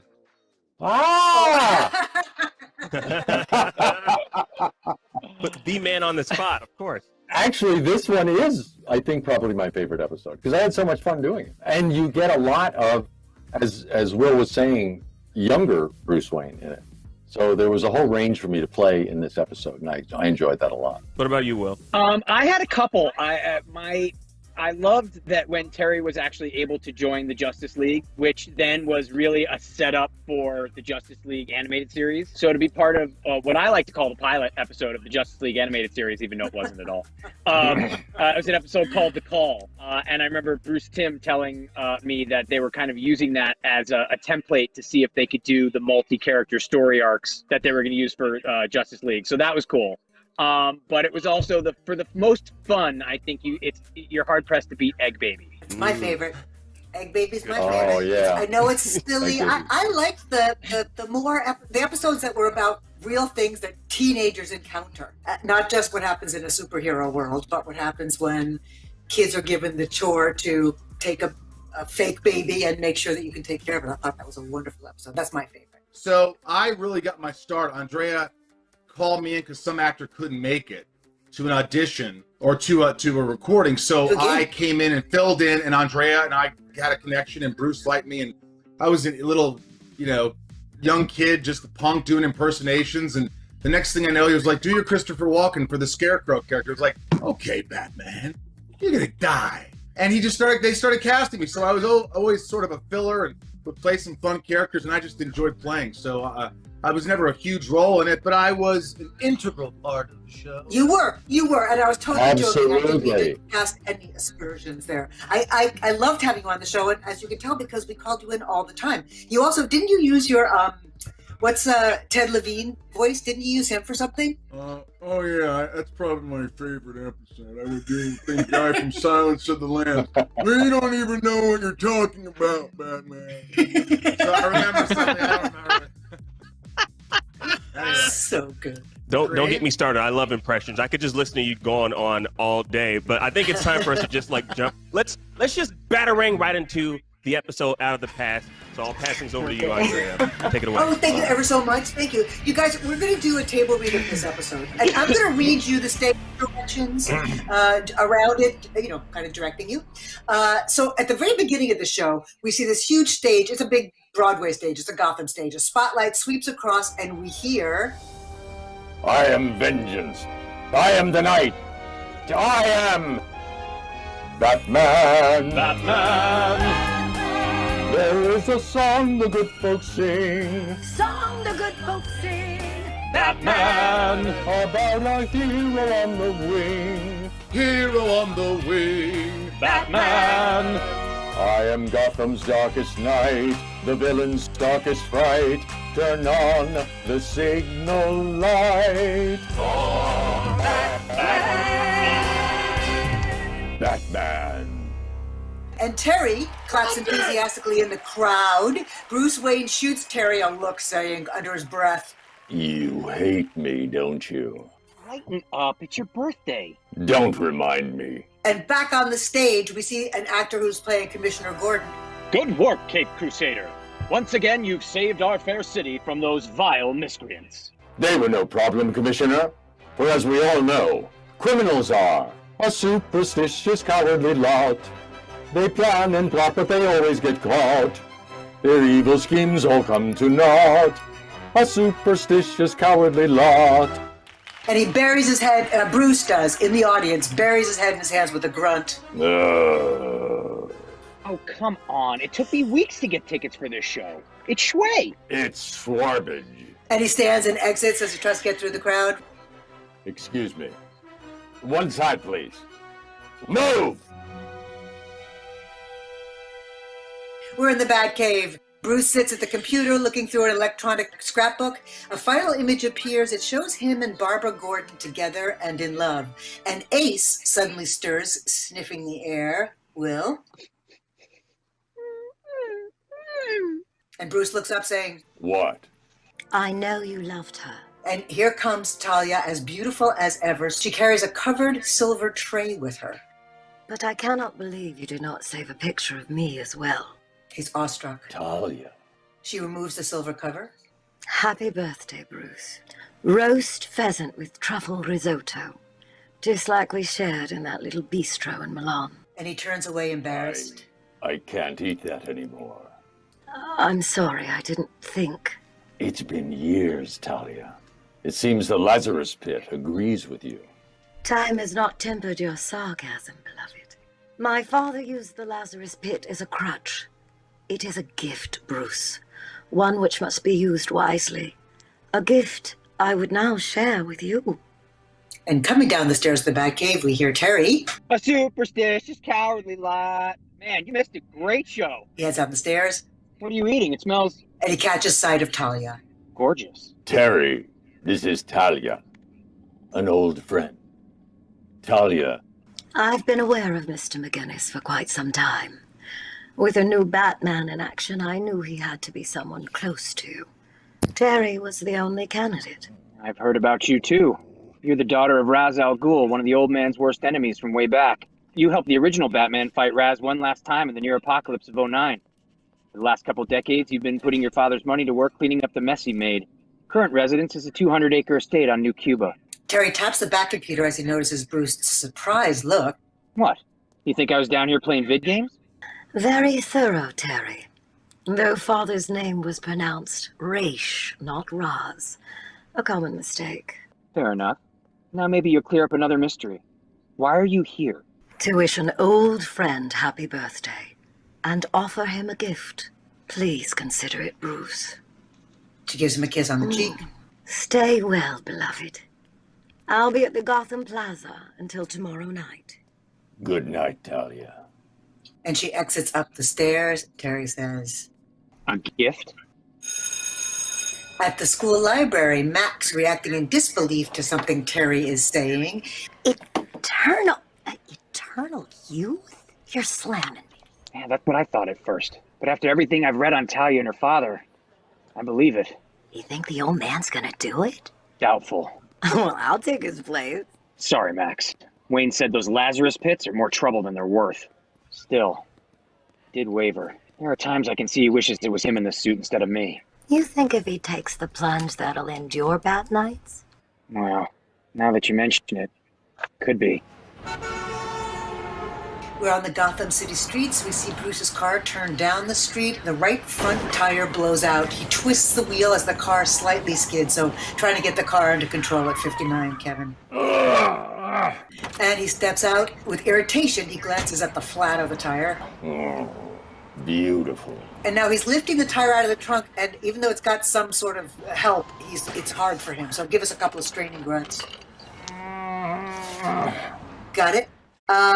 Will, you're covering Punk 1, if you would. Real tough. Car trouble, old timer? I can manage. Well, we'll be happy to call roadside service. Davey, help Grandpa here find his car. And Bruce brings up his cane hard into the punk's gut. And Bruce instantly whirls to attack the third punk, so an attacking sound. And the first punk is backing away. Keep away from me, you old freak. Teen girl unwittingly walks into the scene. Cree, if you would. Hey, stop! Let her go! Bruce. You want her? You catch her. And he shoves her in the middle of the street. She gives a little scream. And hit the pavement hard. And the cars are swerving all around you, so call out, Help! And Bruce moves forward into the street, pulls her up, says, Come on! As we see a huge truck bearing down on them, a crash is inevitable as we end Act 1. Bum, bum, bum. Good, you guys, we got through Act 1. Hey, Kevin, we didn't do our normal beginning cue for setting the levels. I need, to go into Act 2, I need you. Would you? Andrea. Do you remember, you guys? He always gave the level doing that. I made thought it him was do that. that for me. Thank you, my darling. There you I go. love you so much for that. You make me so happy. Top Act 2, just as we ended the previous act, the teen girls in the middle of the street screams. And Batman swoops down, grabs Bruce and the girl, carries them to safety the opposite side of the street. The girl is freaked out with a scared whimper as she runs away. Batman says, Suit scanners picked up your car's distress beacon. You okay? Uh-huh. Even a few years ago, I could have gotten us both to safety. and for the first time, Bruce really looks old. We are now at the Gotham Plaza Hotel. We hear... I'm not even sure why I came. We are in Talia's lushly appointed room as Bruce goes on. Today, I felt completely helpless. If Terry hadn't been there, both that girl and I would have been killed. Perhaps it was fate's way of giving you another chance. For years you devoted yourself to this city. It has taken your youth, your strength, very nearly your life. No one has earned a second chance more than you. He looks away. I was never looking for any reward. Then do it for me, Bruce. I want to broaden my philanthropic corporation to every nation. Think of the good we could do if we joined forces. A dream for the world and a dream for ourselves, beloved. And we cut to the sky. A sleek, futuristic jet cuts through the blue tropical sky. Carter at line 87. Who's playing Carter? Kevin, darling, you are. Pilot says we're clear for landing, ma'am. Thank you, Carter. And now to Bruce and Terry. You've been so quiet, both of you. I'm having second thoughts. I understand your reluctance, Bruce. You saw the pit's effect on my father. I assure you the process is now much safer. It's not that. I'm wondering if I have the right to do this at all. We've been through all that. This is our time now. And I know what's on your mind, Terry. You're worried that when Bruce becomes young, he'll want to be Batman again. I'll tell you right now, there's no way I'm wearing the Robin suit. Don't worry. Bruce's late nights are over. I'll be keeping him close by me at all times. We're at Talia's estate. Bruce is ready to start the process, Terry. Terry's been looking at the portrait of Raish hanging over the fireplace. Terry? Sorry. Guess I got caught up in old Roz here. Raish Al Ghul was a man of many contrasts. Leader, environmentalist. Sociopath. She gives him a look. Sorry. I was going to say father. I think that's how he'd like to be remembered. We're now in the Lazarus chamber. Nearby is a large, unique computer. Bruce is placed into a two-piece body-shaped capsule. Let me say again how safe the process is, beloved. There will be no pain. Let's get it over with. An overhead crane picks up the capsule, gently lowers it into the Lazarus pit. Jets of steam start to shoot out. Talia raises her arms after a while and says, "Enough!" The capsule is raised out of the pit, gently lowered. It opens. Bruce slumps out. It is a younger and stronger Bruce Wayne as he gives a dazed groan. Oh. Nice. He's so young. Bruce, are you okay? And Bruce suddenly fiercely grips Terry's arm. He looks crazed. Terry gives a surprised... Talia instantly moves to Bruce's side, gives him a spray hypo of sedative, and he faints, Talia says. A side effect of the pit's restorative powers. Believe me, it's not nearly as bad as it once was. That's not very reassuring. We're now inside the guest chambers. It's morning. Bruce slowly wakes up. Good morning, Bruce. You're looking well. And he gets out of bed, looks in the mirror. I left in some grey. I thought it looked distinguished. Like Rage. And a little bit younger, Kevin, there, if you would, at 119. I like the discovery, but maybe just a little bit younger in voice, tiny bit. Like Rage. Nice. Thank you for the miracle, Talia. Thank you for restoring my youth. I'm sorry. I don't mean to be ungrateful. It's just that this is so new. I understand. It will take several more immersions before the rejuvenation truly sets in. But you will accept it all in time. And we hear Terry say, as he's watching Bruce balancing on one hand on a vaulting horse, Terry says at 124. Wow. You know, I always wondered what you were like at your peak. Now I have some idea. Not quite at my peak, but certainly better than I've been capable of in years. The agility, the stamina, everything. It's all coming back to me. And he's looking at himself in the mirror. With a sudden movement, he smashes the mirror. Hey! It's unnatural. It's a cheat. But you're strong again. No. If I stay here, I'll be weaker than ever. And Carter enters. I heard a noise, sir. Something wrong? I think, yes, I like the voice, I like the accent. I think he had him a little bit pitched lower before, just a little bit. I heard a noise, sir. Something wrong. Bruce? We're leaving. Nice, acting to yourself. Carter raises his arm to bar Bruce's way and says, Afraid that's not in the boss's plan, sir. Then I'll tell her myself.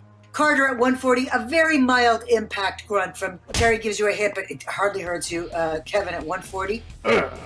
And Terry throws a couple more punches. Those are the exertions at the top of 141, Will. And then Carter grabs you by the throat. So throw a couple punches and then get choked. Carter gets jumped from behind by Bruce, so a surprised grunt from Carter. Bruce lifts up Carter, tosses him into the three guards. Bruce, just a as you throw.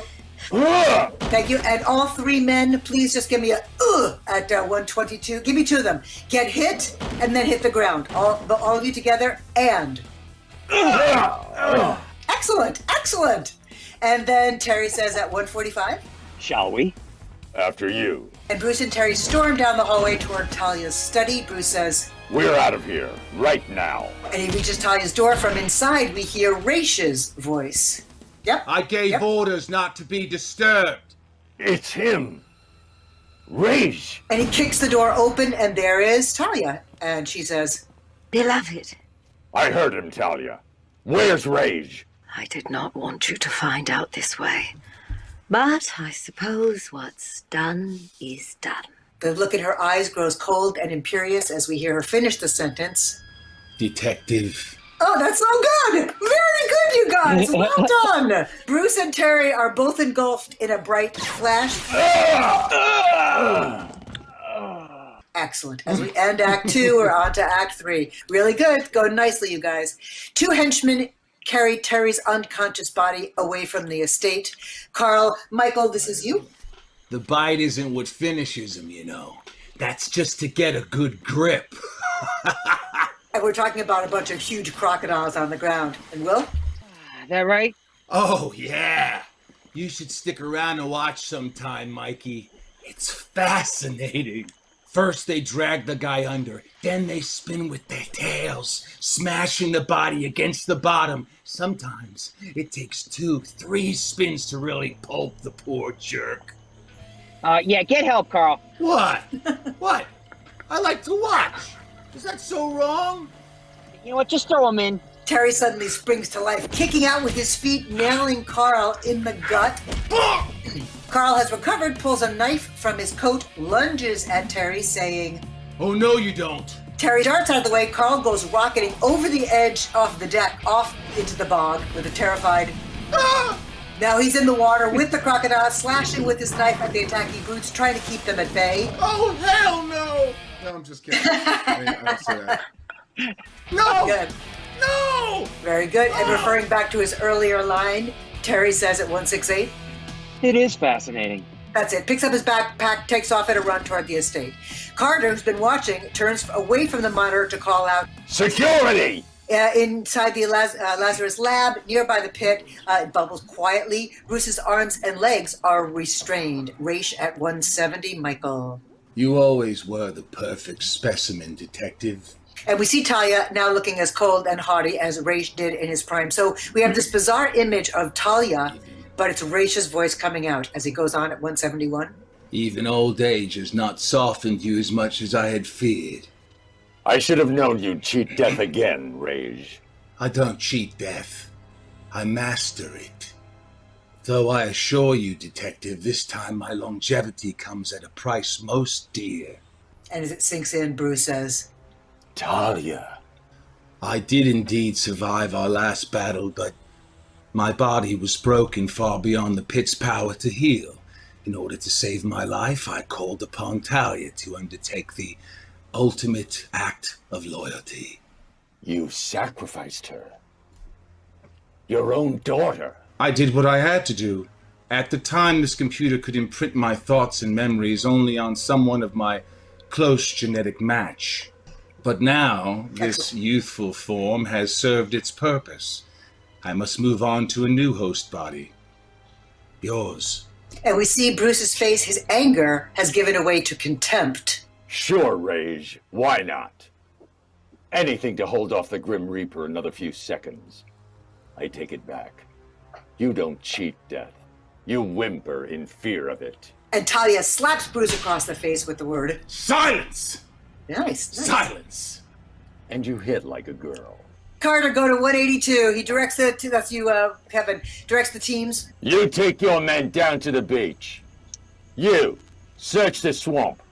Nothing leaves this estate, you understand? And Michael and Will together, if you would, just generic voices at 184 together, and... Yes, sir.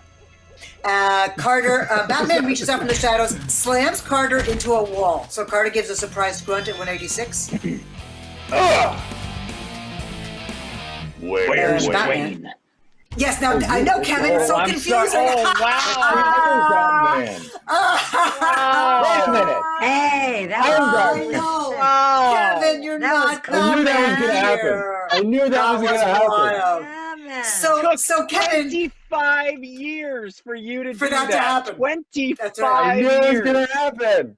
It had to happen at some point. Nicely done. I love it. Nice. So try this for me, Kevin. Give me Carter's short grunt, and then we'll come right in at 187 as you're kind of holding him against the wall. Start with the short grunt at 186, Kevin.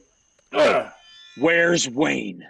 Thank you. We're in the Lazarus lab. A helmet-like device extends from the machine, as Raish tells us, looking like Talia still at 188. Go ahead, Michael.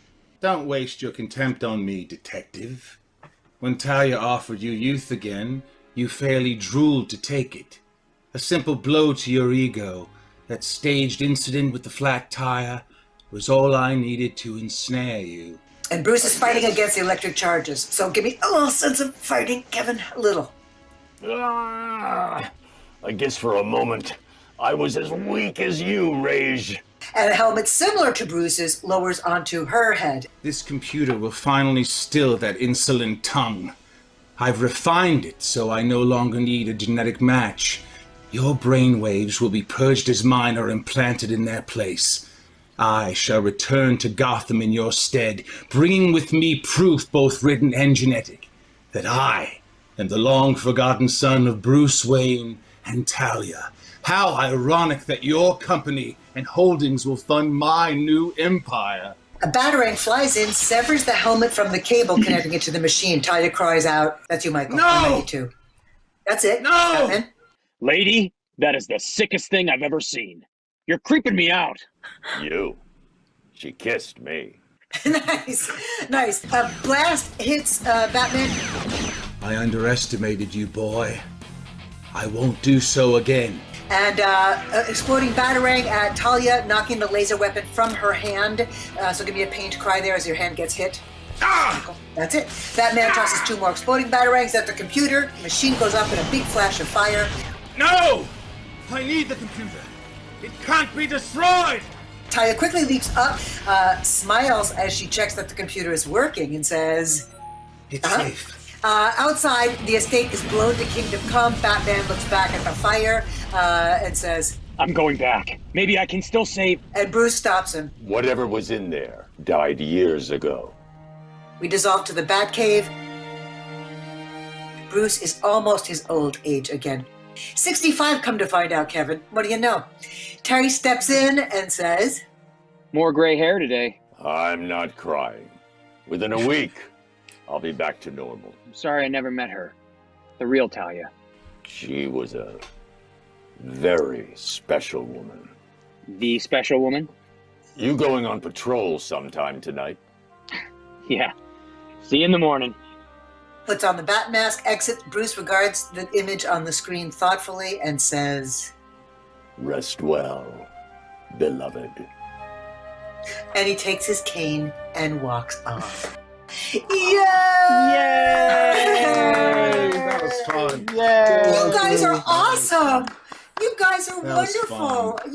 You make Nice me so job. happy. That was super shui. Andrea Romano, I want to thank you for your beautiful direction. Like it reminded me of my childhood. All I did was close my eyes, except your direction wasn't in my mind when I was watching it as a kid. But it was great to have that. I have to say something for Thank you. everybody, because I What? know Yes, everybody feels this. It is a delight to be directed by you again. Yes, it is. Thank you. I You miss guys, you you. respond I so miss you, beautifully. baby. Even with all the technical things that we dealt with, you heard me, you responded, you do what you always did. This was why I loved my job so very much, was because I got to work with you people for years and years and years, and it made me so happy. Thank you, my darlings. You're awesome. We'll bring you out of retirement. It could happen.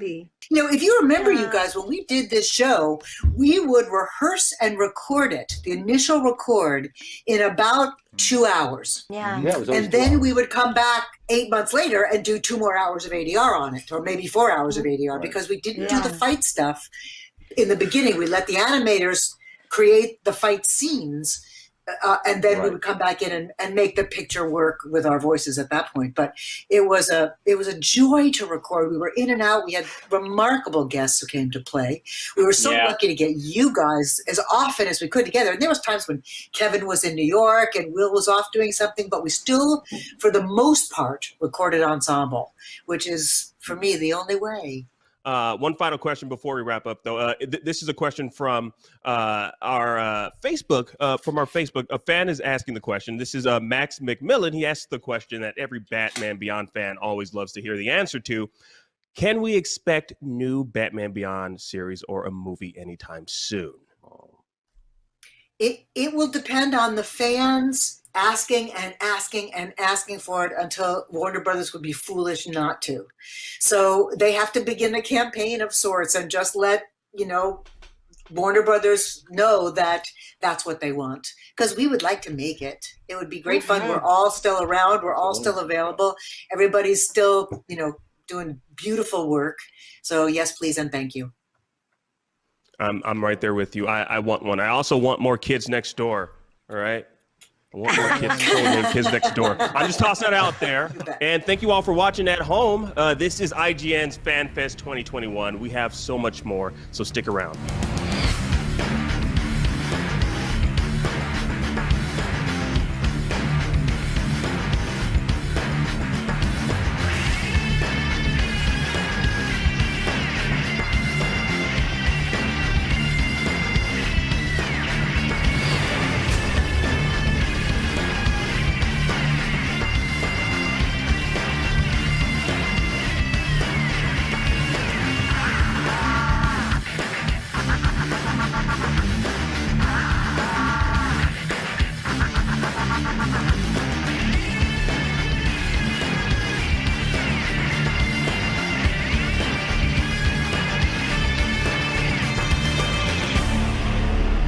Well, his name is Batman. He's so cool. He's a sexy kind of dude.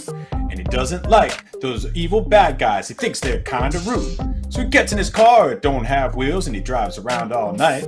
And then he's here to beat up the Joker. He's gonna teach him how to fight. No, he won't. He's gonna put him in jail and do some crimes. Wait, Batman doesn't do crimes. What? What happened? Okay, well, thanks so much, Brian, for that. And you, the fans, made it all possible. Thanks for all of your great posts and for being what makes FanFest special. And make sure to stay tuned to IGN for news on all the latest developments in video games, pop culture, and entertainment. You can also keep up to date with all things IGN on channel IGN1 on Plex, Pluto, or your Samsung TV Plus. And who knows, maybe you'll hear some secret bonus rapping that I didn't know they were filming. Thank you to the wonderful fans. Thank you. You can rap too, Sydney. My awesome co-host, Sydney, for every one of our awesome FanFest guests, and to the incredible team working tirelessly behind the scenes day and night. We love you all. Thank you all for rocking with us. And from all of us here at IGN, thanks so much for watching, and we'll see you soon.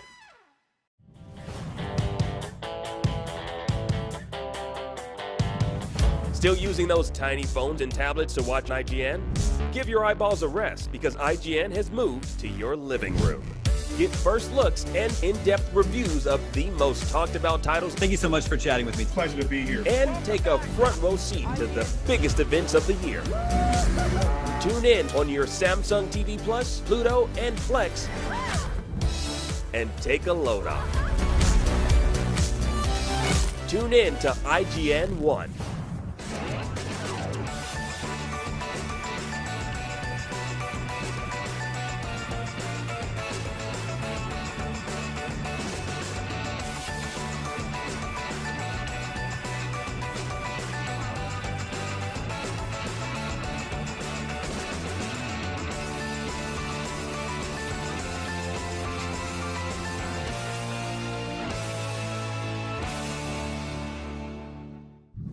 If you're not following IGN on social media, what are you waiting for? We're constantly updating our feeds to bring you the latest news, gameplay,